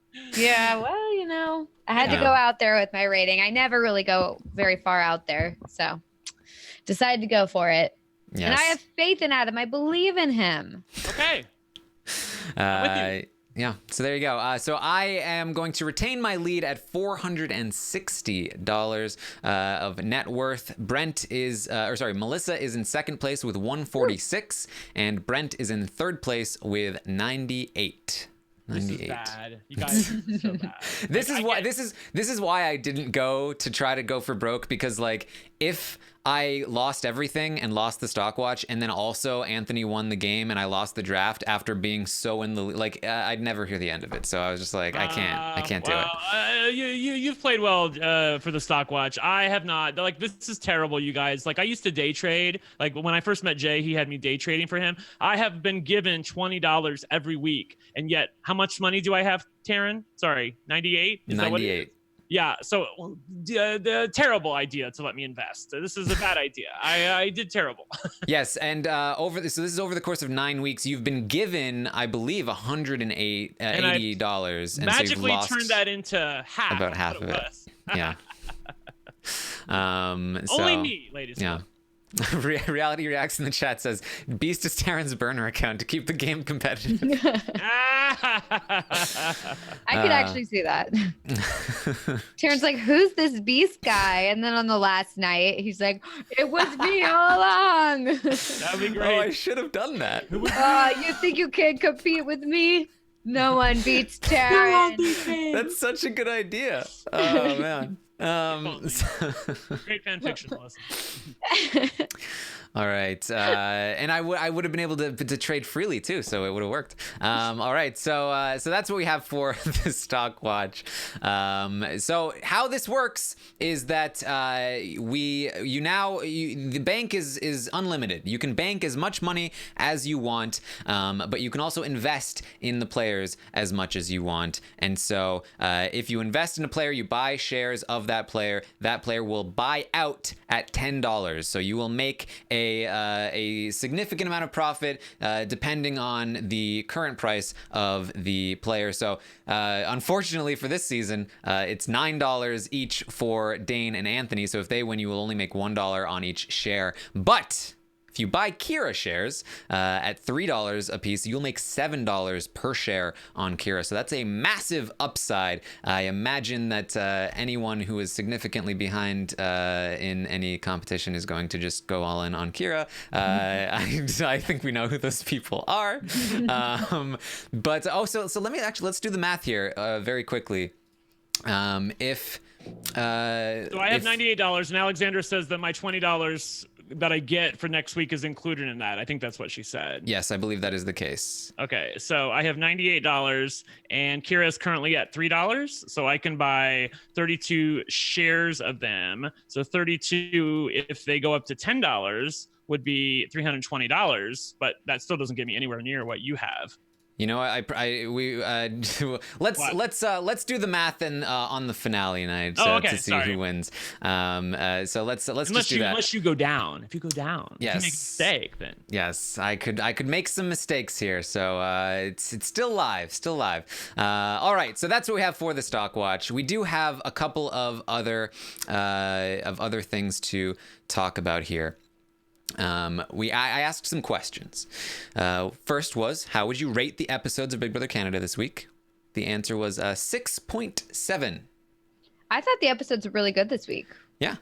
Not only did they accurately represent, I think, what was going on, but they were also entertaining. They gave Anthony some diary rooms. They let him embrace the villain role, the heel role a little bit. But he did it with a wink in his eye, which I feel like you have to do. Rob's talked about this before. It's the Dr. Will of it all, where you're winking at the audience and letting them know that you're doing some shady things and lying to some people and betraying and backstabbing. But the audience is with you. They're in on the gag. So I do feel like that helps him a little bit. I feel like it's also why somebody like Dr. Will and later Dan in Big Brother 14 are a little bit more respected by the audience or liked by the audience rather than somebody like Russell on Survivor, because Russell's not talking directly to the audience, whereas these guys are. So I do feel like that gains Anthony a little bit of credibility and likability with the audience, even though you guys don't like him as much as other people. For example, the little, the shrug he did, look what I did. I thought that was pretty funny. I thought it was very endearing. Yes. The episodes, they continue to rise in the ratings from the audience, and I would agree. I think that the episodes have been very good. I've been giving the episodes high rate. I rate all episodes of all shows that I watch all the time, and I've been giving Big Brother Canada some good ratings. And honestly, that's kind of rare for Big Brother Canada. I asked you to rate the feeds this week, and the feeds managed to get a 5.7, which is actually a pretty decent rating compared to the rest of the season, which I think goes to show just how much goodwill the show has at the current moment because of the fact that there weren't many feeds to watch. And how would you rate the season as a whole so far? We are at a 6 out of 10. Okay. So I feel like that's okay. I feel like I've gotten more into the season as it's gone along. I'm not gonna lie. As long as Kira doesn't win, it's probably an 8 out of 10 for me.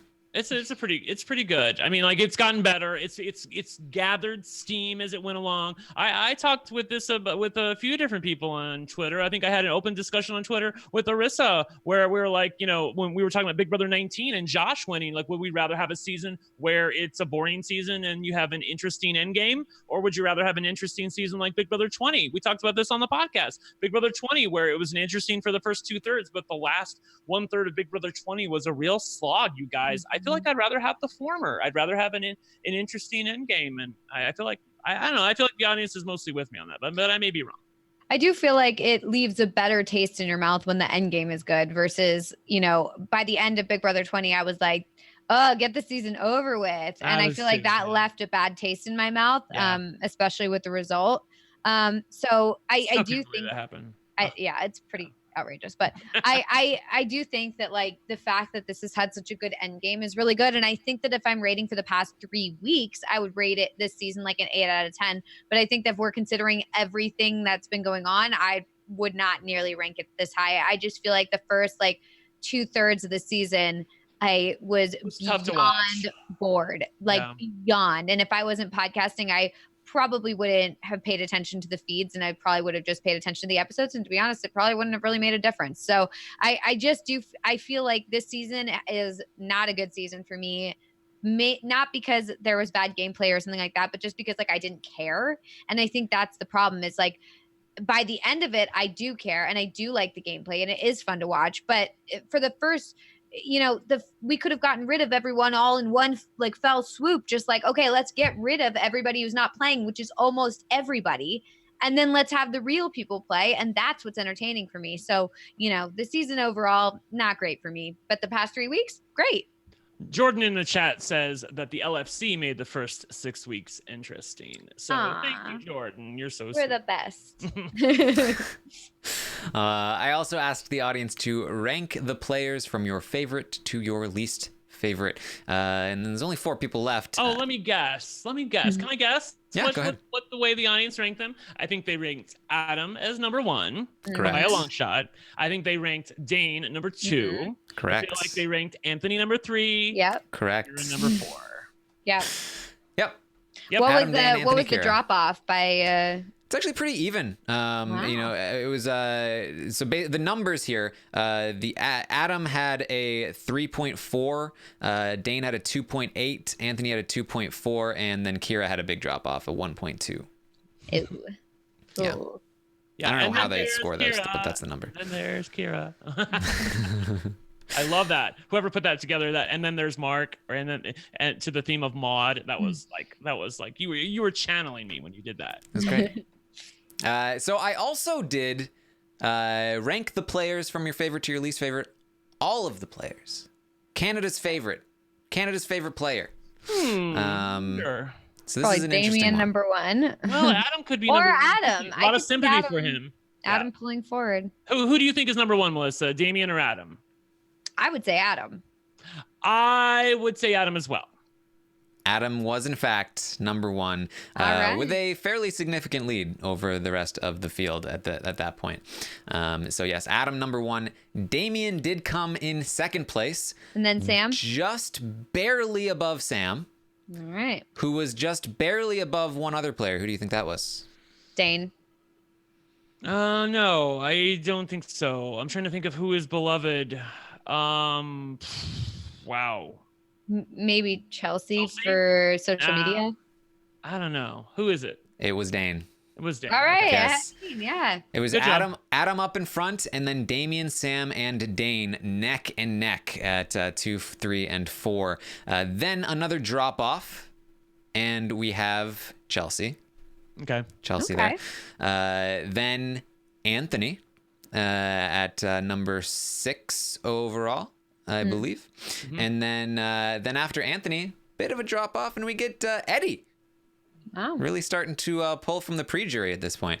Eddie, and then Kiki and Esty neck and neck right behind Eddie. Makes sense. Kiki just a hair ahead of Esty. Then another big drop off, and we get Kaylin, followed by Mark. Kaylin deserved better, man. Kaylin was good TV. I wish she had stayed in the house longer. Damn it. Put her Yes. back on All Stars. Give her a slot on All Stars. God damn it. Okay. After Mark is Mackie. Who? And the bottom 3 here, I'm going to give you the names out of order, and I'm going to have you guess the order here. We've got Laura, Corey, and Kira. Laura, Kira, Corey.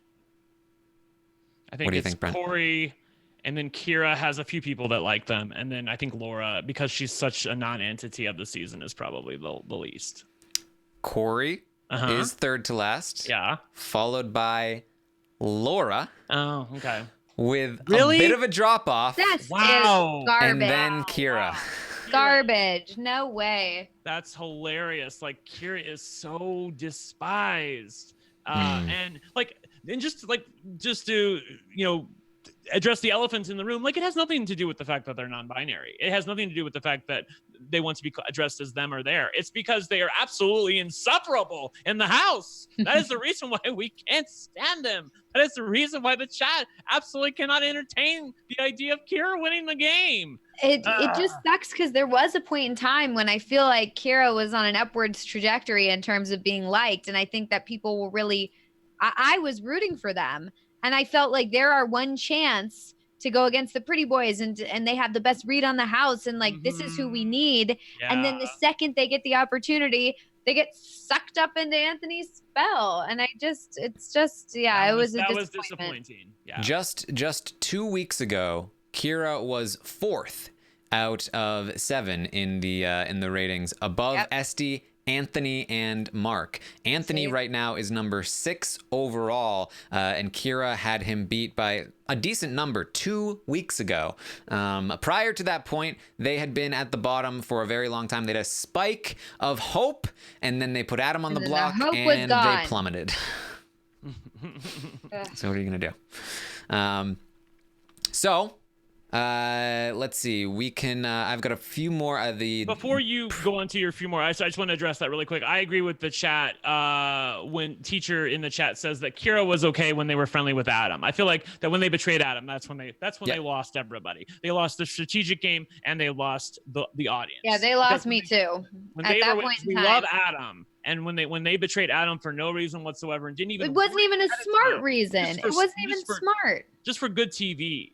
To betray Adam like that, everyone just turned their back. And just because you say a move is a big move over and over again doesn't make it a big move. Especially when you don't end up doing what you said you were going to do in the first place and kept both Adam and Dane in the house. Yeah. Very dumb. I asked who is best for Dane to evict this week at the Final Four, Adam, Anthony, or Kira. People said Adam. Adam was the right move for Dane to go after. I asked who to rank the players in order of who is strategically best for Dane's game to leave off the block this week.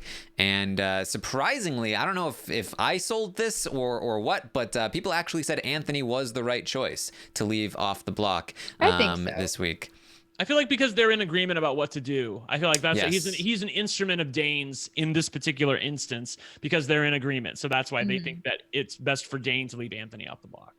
I also asked who should Anthony evict in this position. He can either evict Adam or Kira. Who should he evict for his game? And 60% of people said Adam was the right call. 40% said Kira.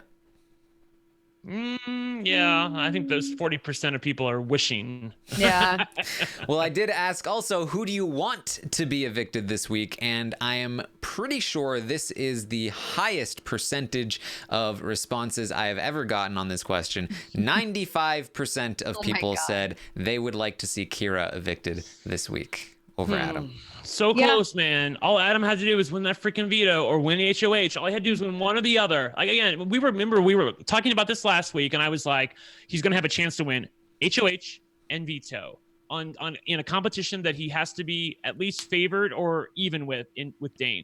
And he didn't win either one of them. That is amazing to me that he did not win either one of them. I thought for sure he'd win one or the other. He's been so good. That is something to briefly talk about. It's something that I touched on in the Dane recap, which is that if Dane wins the final HOH, he will have won 7 competitions total, and I believe his percentage will either be 7 out of 15 or 7 out of 16. Either way, it's going to be very, very close to Adam's percentage. He is also going to take a spot above Kevin and Dimitri if that happens. And so when we consider that, and we consider the fact that I can cite at least 3 examples of Dane intentionally throwing a competition, I think that maybe Dane is actually just better at competitions than Adam is overall. Adam has beaten Dane in 1 veto, but Dane, I believe, has placed better than Adam in more HOH competitions than Adam has over Dane. Although I do think it was kind of close, but I think Dane just has a better mind for the question comps. I think that he is almost as good physically. In some cases, he has an advantage because he's smaller. In some cases, he is at a disadvantage because he is smaller. But I feel like Dane might be the true comp beast of the season. He just threw some of those competitions, and so didn't really have the chance to show it as much because he chose not to. Okay. All right. Well, the chat is saying that. Actually, I don't even know if that's true. But the one thing they are saying is that Dane said the veto was quote designed for short people. That's what Dane said. Mm-hmm. So the chat is not loving production right now. But that's right. The veto before that was designed for tall people. Yeah, exactly. So like, come on, give me a break. Like, yeah. So something's gonna favor something some way or the other. Yes. So now I asked, what I did here is I gave all of the possible scenarios for Final Two, and I asked you where the jury votes are going to lie. Now I want to go over the most likely scenarios first, and then we'll kind of gloss over the rest of them and how those fared. So the first thing I want to go over is, let's say Dane wins the HOH. And he takes Anthony to the final two. I think this is the most exciting one, so I want to start here. So the question was, Dane wins the final HOH. He takes Anthony, cutting Kira. So in that spot, who do we think will vote for who? The first person, Sam. The audience pretty overwhelmingly said that Sam would be a vote for Dane. Do we agree with this? I agree with that. I probably agree with that. Well, because I also think it then means that Anthony cut Adam, right? If this is the scenario, then I also think that might affect things because Dane was like, I can't vote, so. Yeah, but he was gonna tell Adam.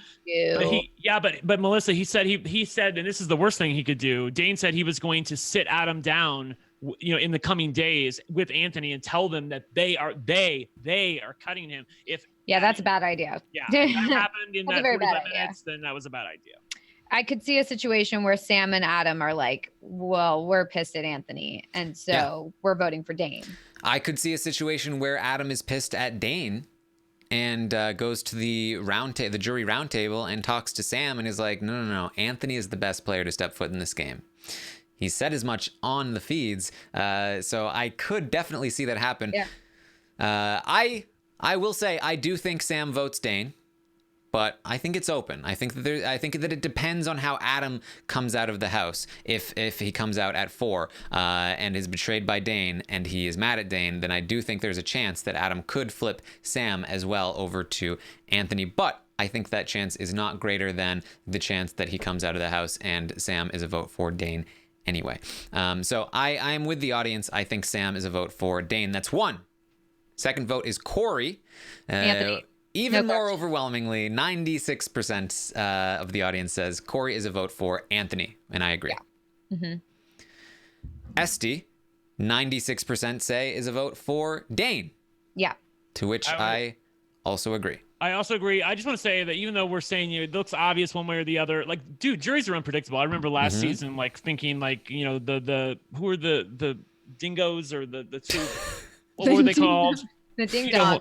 The ding dongs. Sorry. The dingoes. Sorry. The dingoes. I remember thinking that I knew exactly what they were going to do. And Johnny. Not so. And Johnny, like, still bitter juror. Hello. Mm-hmm. Anyway, go ahead. Love you, John. Next up is Damien, and about 80%. This is the lowest percentage so far. People are a little less sure about Damien. 80% say Damien goes for Dane, and I think I once again am going to agree. That one's tricky. It is tricky. He did tell me. It depends if he's still mad. Yes, he when I talked to Damien, he was mad, but he did rank Dane above Anthony. Now, he was close to Corey. If he goes to the jury house and they reignite that relationship and Corey is very pro Anthony, that could make a big difference. And that matters because this is going to be a close vote. Mm-hmm. So I do think Damien leans toward Dane. But I could see, just like with Sam, potentially, I could see him go toward Anthony as well. And honestly, this is one of the votes I am the least sure about with Damien. Well. I think he could go. He could go anywhere. I agree. So right now the audience has 3, 2, 1, Dane in the lead. Yeah. Next up is Mark, and people are even less sure about Mark. 67% say Mark is a vote for Anthony. That's Melissa what I think. agrees. I think so. I also agree. I have him down as a vote for Anthony. Yes. I think that in this scenario, because Dane has taken Anthony and cut Kira, I do believe that he probably gives his vote to Anthony, or at the very least is inclined to give his vote to Anthony, but I think it might also matter where the rest of the votes lie. I think that if he knows Anthony isn't going to win, he is somebody that might want to throw his vote toward the winner. So I think that if Dane has 4 other votes and Mark was one of those votes for Anthony, I could see Mark going over to Dane and being the 5th vote for Dane. I do think that's a possibility in my mind. So for those of you who are not listening or who are listening to the audio version, the video version is something to behold because the chat is going crazy over the fact that Melissa is keeping track of who's voting for who with her fingers. They think that you've been partaking of some alcohol, Melissa. Well, I have not, but I am sleepy. it's not just that she's keeping track with her fingers, it's that she's dancing with her fingers the whole time. I used to do this with my family, and I would watch Survivor when I was like 10 years old, and it was like we'd always be like, one vote, and then we'd like hold up their fingers. But yeah. Oh boy. So next up is Adam. If Adam is out in this scenario, where would his vote go? The audience, again, not super sure about this one. 67% say Adam is a vote for Dane. They say that Adam is a vote for Dane. What do you guys think about that? I'm not certain. I don't know. I kind of think Adam would vote for Anthony. And it's not because I want him to. I think that he could vote for Dane, but he has also made no bones about the fact that how good Anthony is and how good he views him and how he's like the best player that's ever walked the earth. And he was there's no reason for him to lie in this specific instance. Like I really do believe that Adam feels this way. Also, if he feels like Dane is on board with cutting him after he would have taken Dane to the end of the game, I think he'll be mad at Dane for that. Yeah. I think I have I him agree down with as a vote Brent. for Anthony. I think he would vote for Anthony.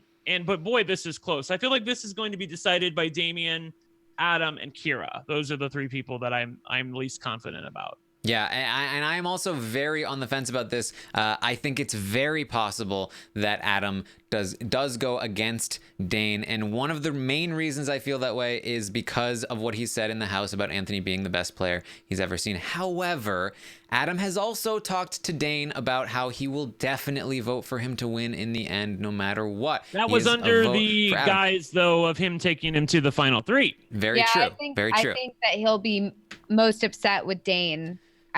So the question becomes, will Adam vote? I think that if he votes for Anthony, it will be because he's mad at Dane and not necessarily because he definitely respects Anthony's game more. I think the fact that he respects Anthony's game is just a great reason to go along with his bitter feelings toward Dane. But Adam, he is hot-headed. But he's also the guy that then hugs Anthony and says, hey, we're brothers. So it's really a question of, is this the final straw? And I am not sure. I'm not sure. I also think Adam loves the game so much and respects the game. And I think he sees Anthony as like an amazing player. I think he thinks Dane's a good player, but I think he thinks of himself more as on par with Dane. And I think he thinks of Anthony as this like strategic mastermind. And so I could see him being like, I want that as the winner of this season. Cause like for the game's sake, I don't know. Yes. All right. So the audience says Dane. I think I'm going to side with the audience on this one, but like I said, I think it's very, very close in terms of like which way he decides to go. So next up is Kira. The audience says 80% Anthony. They feel pretty comfortable that Kira would be a vote for Anthony, and I have to agree. I have to agree as well, because if Kira's sitting in the jury as juror number 7, that means that Dane won the final HOH and evicted them and took Anthony to the end of the game. And Kira's going to like, how stupid was that to take Anthony to the end of the game? You should have taken me. Not only will they be mad at him, but they'll also like be incredulous that he didn't make the right strategic move. So I feel like that they are. God, it's so close. It's I'm very like close. literally And like it's 3-on-3, and I think Adam is like, I don't know. I keep vacillating back and forth with Adam, and I think that I have it 2-2. I have Sam and SD as definitely votes for Dane. I have Corey and Mark as definitely votes for Anthony. And I feel like Damian, Adam, and Kira are the people that I'm the least, because Kira's just a freaking wild card. You never know what they're thinking. I mean, and I think that it does matter, the final speeches too. Like I do think that if it's this close, if it's indeed this close, I think final speeches could have something to do with it. And I think that so there's pros and cons, because Dane knows the game more, so he knows more of like what a final 2 speech should be. Anthony doesn't really know the game very well, but he's really well spoken and can convince people of anything. So I think he could go either way. Yes. One more point for Kira is that Kira currently believes that Dane is easier to beat in the finals than Anthony is, which I think is an indication of how they might think as a juror in terms of whose game they respect more. So I do believe that they would be a vote for Anthony there, especially because they're not going to have time in this scenario to go and talk with the rest of the jury, aka Sam, who might be more respectful of Dane's game. And I will say, I do think that if Adam does side with Anthony, I do think he has a very real chance of flipping Sam to that idea as well. So that could be a 2-vote swing. Yeah, I'll say this, that if Arissa starts pulling the keys and Sam is a vote for Anthony, honey, it's over. It's done. I feel like it's done. Yeah. So the audience has this by a vote of 4-3. Dane, you have won Big Brother Canada 7, and I'm going to lean toward that one. It's very, very close, but I'm going to lean toward that one. This is like 52% to 48%. And so close. I have it as 4-3 for Anthony, but any one of those votes could change. I have Corey, Mark, Adam, and Kira all voting for Anthony. But Adam, I mean, that's Adam. Adam holds the fate of the show in his hand, I feel like. And I think it was BB in the chat made a good point that Adam knows how much Dane loves this game. And he's talked about it before to other people, saying, like that Dane and I love this game so much. And I think that could also be a factor where he's like, this guy loves the game. He's a super fan. Like, we should give it to him. And but if they don't make the move of taking Kira to the final 2, I feel like that could be held against him. Also, the chat is talking about that Dane might use his father in his final 2 speech. I specifically said that if he talks about his father, I will throw my television, because he's used that before and it hasn't mean jack shit. So but then again, they might buy it, and it was, if it works, it works. If it works, it works. If the audience is buying it and they're clapping and they're boohooing, then I mean, he might get it. So we'll see. I think it's 4-3 for Anthony. Taryn thinks it's 4-3 and is agreeing with the audience for Dane. And like I said, I do also think it might go 5-2. I think other votes might start to get flip. On board with the winner. Yeah, exactly. Melissa, what's your final call? Nah. You had your fingers in everything. Come on. And my fingers were like 4-on-4, which doesn't even make any sense. They didn't help me. They just confused me. Melissa would not do well in mental comps. They're there, Melissa. Like they're there. Was it before or after? It was 3. 8. No, it's so hard because it really could go either way. I was leaning towards Anthony. Now I'm starting to lean towards Dane, thinking about the fact that Dane and Adam share that like super fan bond or whatever. Gotta make a call. I think that this is great podcasting, Melissa. Sorry. Okay, look, I think that Anthony does really well in one-on-one situations, but I don't know if he does well in like it's inspiring people to want to vote for him with like, you have to do kind of like an emotional plea. You can't really do this like logical, like, well, do what you think, but what you think should be this, and this is why, and here's what you're going to vote for. Like, you can't really do that. So I do think in this situation, Dane might have a more convincing final two speech more emotional, bring up the fact that he's been watching the show for so long and he's, et cetera, et cetera. And so I do think that Dane probably has it. All right. Okay. So that's Dane taking Anthony to the end. Let's quickly go over some other scenarios. Let's say Dane wins the final 3 HOH and cuts Anthony to take Kira to the final Dane 2. wins for sure. I think no one votes for Kira. You think it's unanimous for Dane? It's unanimous Yes. as well.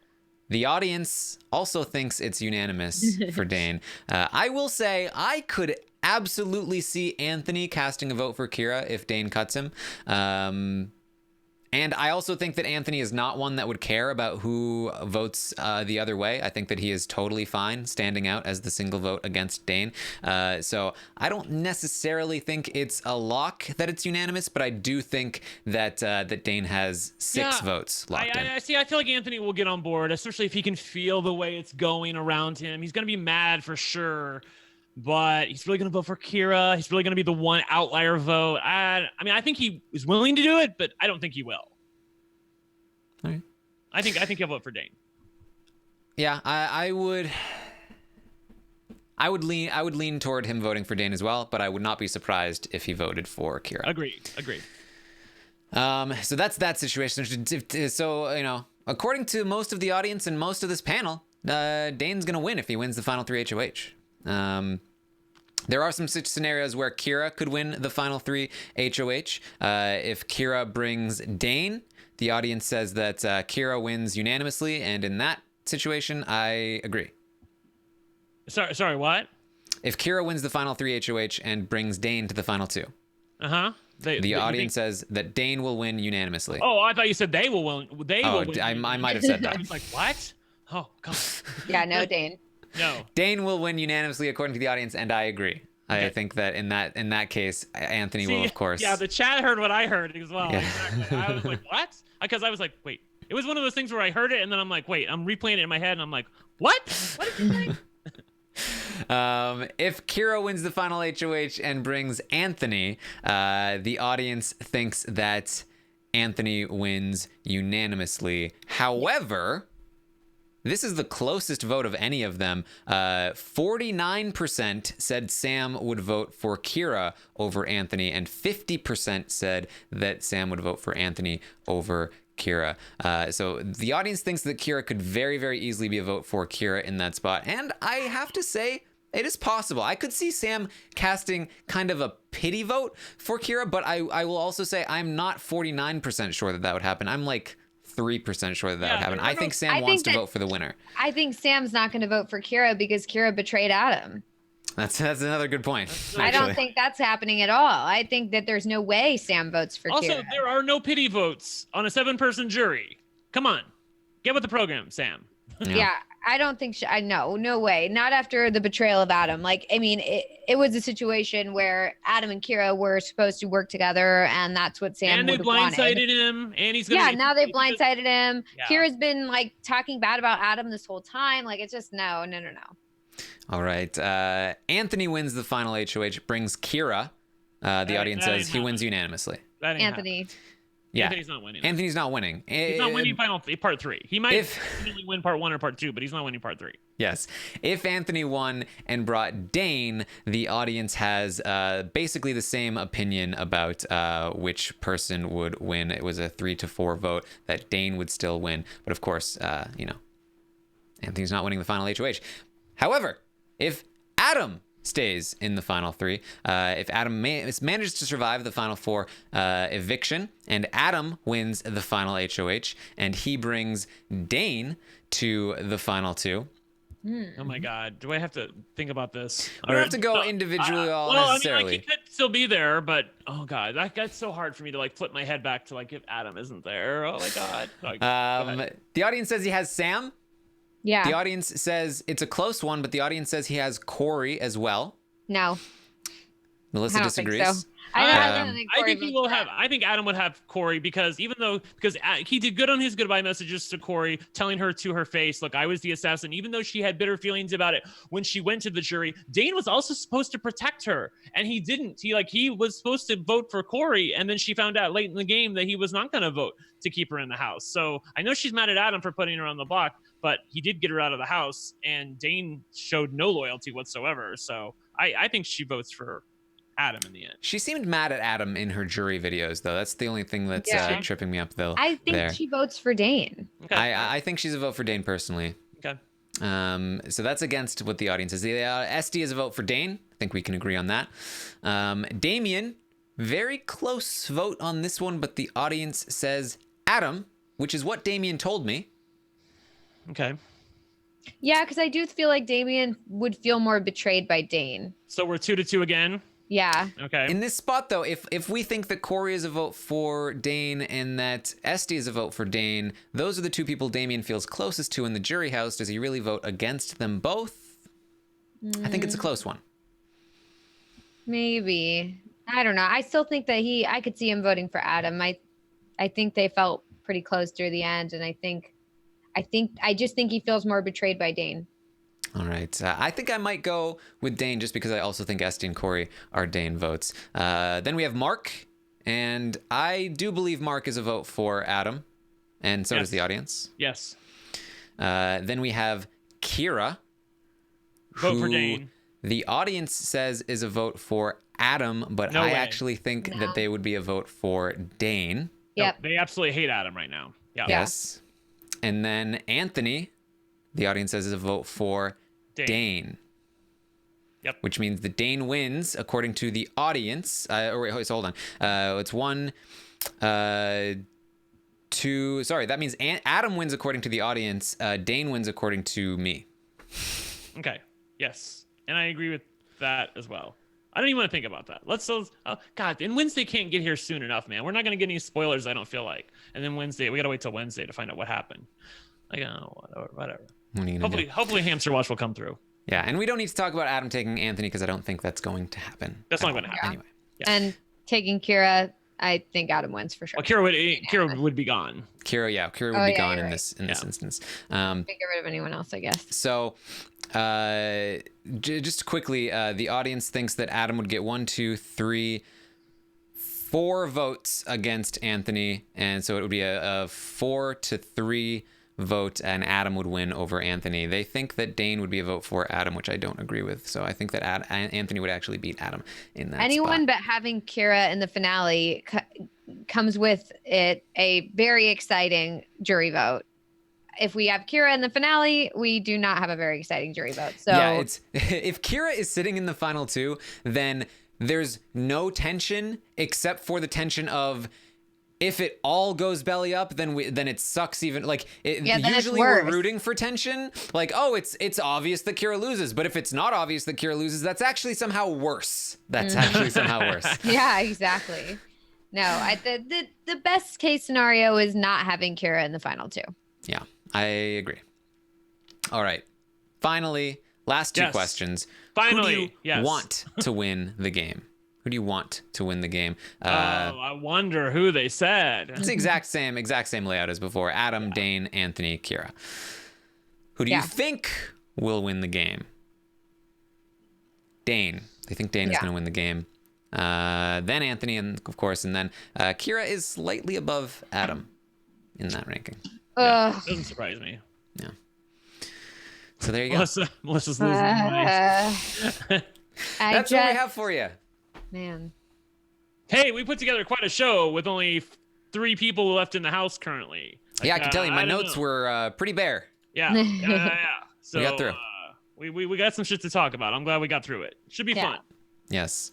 So let me know if you have an idea for a hashtag in the chat, and we'll see. It'll be very interesting to see how the jury votes play out, especially if it's Anthony versus Dane, because I can look and see if the audience was correct, and I can even look at specific answers to see how many people got it exactly right. So that'll be fun.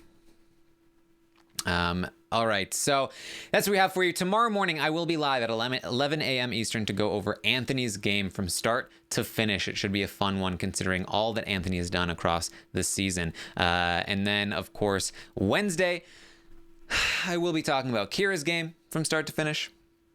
We'll probably start a little early on that because I have a flight to Toronto, because Thursday night I will be live after the airing. Taryn will be in the finale. audience. You're going to be in the finale, Taryn. You and Ligori is also going with you, correct? Yes, Ligori will be coming along as well. Matt Ligori, one of the morning live feed updaters. He subbed for me on the show also before. So he will also be with you. That's so great. I'm so excited for you guys. Yes. What if they pan over to you guys in the audience and then as your little tag, they put whatever Ika calls you? What does she call you again?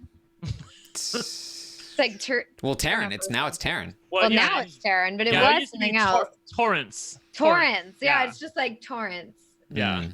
Torrance. Well, she's changed it. Torrance. It'll just be lowercase Taryn. Torrance and the help. Matt. So that'll be fun. I will be live from Toronto after the airing of the finale, and I will let you know, all the fun stuff that happened at the taping. We'll talk about the finale and all of that stuff. And then Friday, I will be speaking in person with the final 3, and we'll be filming those. We'll release the videos as soon as possible after that happens. Lots of fun stuff heading your way with Big Brother Canada. And then, of course, after the season ends, we will have a wrap-up roundtable, where we'll do our final ratings of the season, of the players, talk about all of the legacy stuff, and then that's it. That's all we got for Big Brother Canada 7. I'm very excited to hear if Adam was evicted and Kira is part of the final 3. I'm very interested to see how you handle your interview with Kira in terms of like giving them as much real tea as possible, and how you do that eloquently to not offend them or get them on the defense right away. That's going to be interesting. Yes. And of course, there will be an interview with the final 4 evictee that goes up on Wednesday, or it might be Thursday, actually. It might be Thursday morning. We'll Thursday. At some point after the episode airs, we'll have an interview for you there as well. So that's what we have for you. What do we have in the chat for the hashtag here? Did you guys see anything good? So I liked mine. That was like hashtag 4 to 4 fingers or something. 4 to 4 vote. 4 to 4 vote. Okay. We could keep it out of the fingers territory. Hashtag dingoes. Oh, I like hashtag dingoes. Dingoes. Okay. Yeah. Hashtag dingoes. I'm cool with either one. Hashtag dingoes is probably easier. I like dingoes. Dingoes. Dingoes. A lot of people want these fingers. So, any final thoughts before we end this thing? Melissa, you want to go? You don't need final thoughts. This has been a fun season, sort of. At least near the end, I've had a lot. It's been a great season. Insofar as what happened last season of Big Brother Canada 6, I did not expect what we ended up getting. Like, I mean, this was like so far removed. If you guys go back and watch, someone even tweeted about it, about how badly we missed the mark coming into this season with regard to Anthony laughing at Adam and his crazy plan. Oh yeah, reinvent the brigade. And he proved us wrong. Wow. I mean, like I want to see the show that we were talking about, not the one that ended up happening. I'm very excited for the finale, and it should make for a really exciting night, especially if we can get 2 pretty boys up against each other. I'm really excited to see the final 2 speeches and questions and all that. That's going to be, I'm also really excited to see the jury roundtable. I love those. Yes. All right. So that's what we have for you. You can find me on Twitter at ArmstrongTaryn. Brent is at OneLuckyGay. Melissa is at It's Melissa with 3 of those A's. And watch out for the upcoming coverage. For Brent and Melissa, I'm Taryn Armstrong. Hashtag dingoes. We'll see you next time.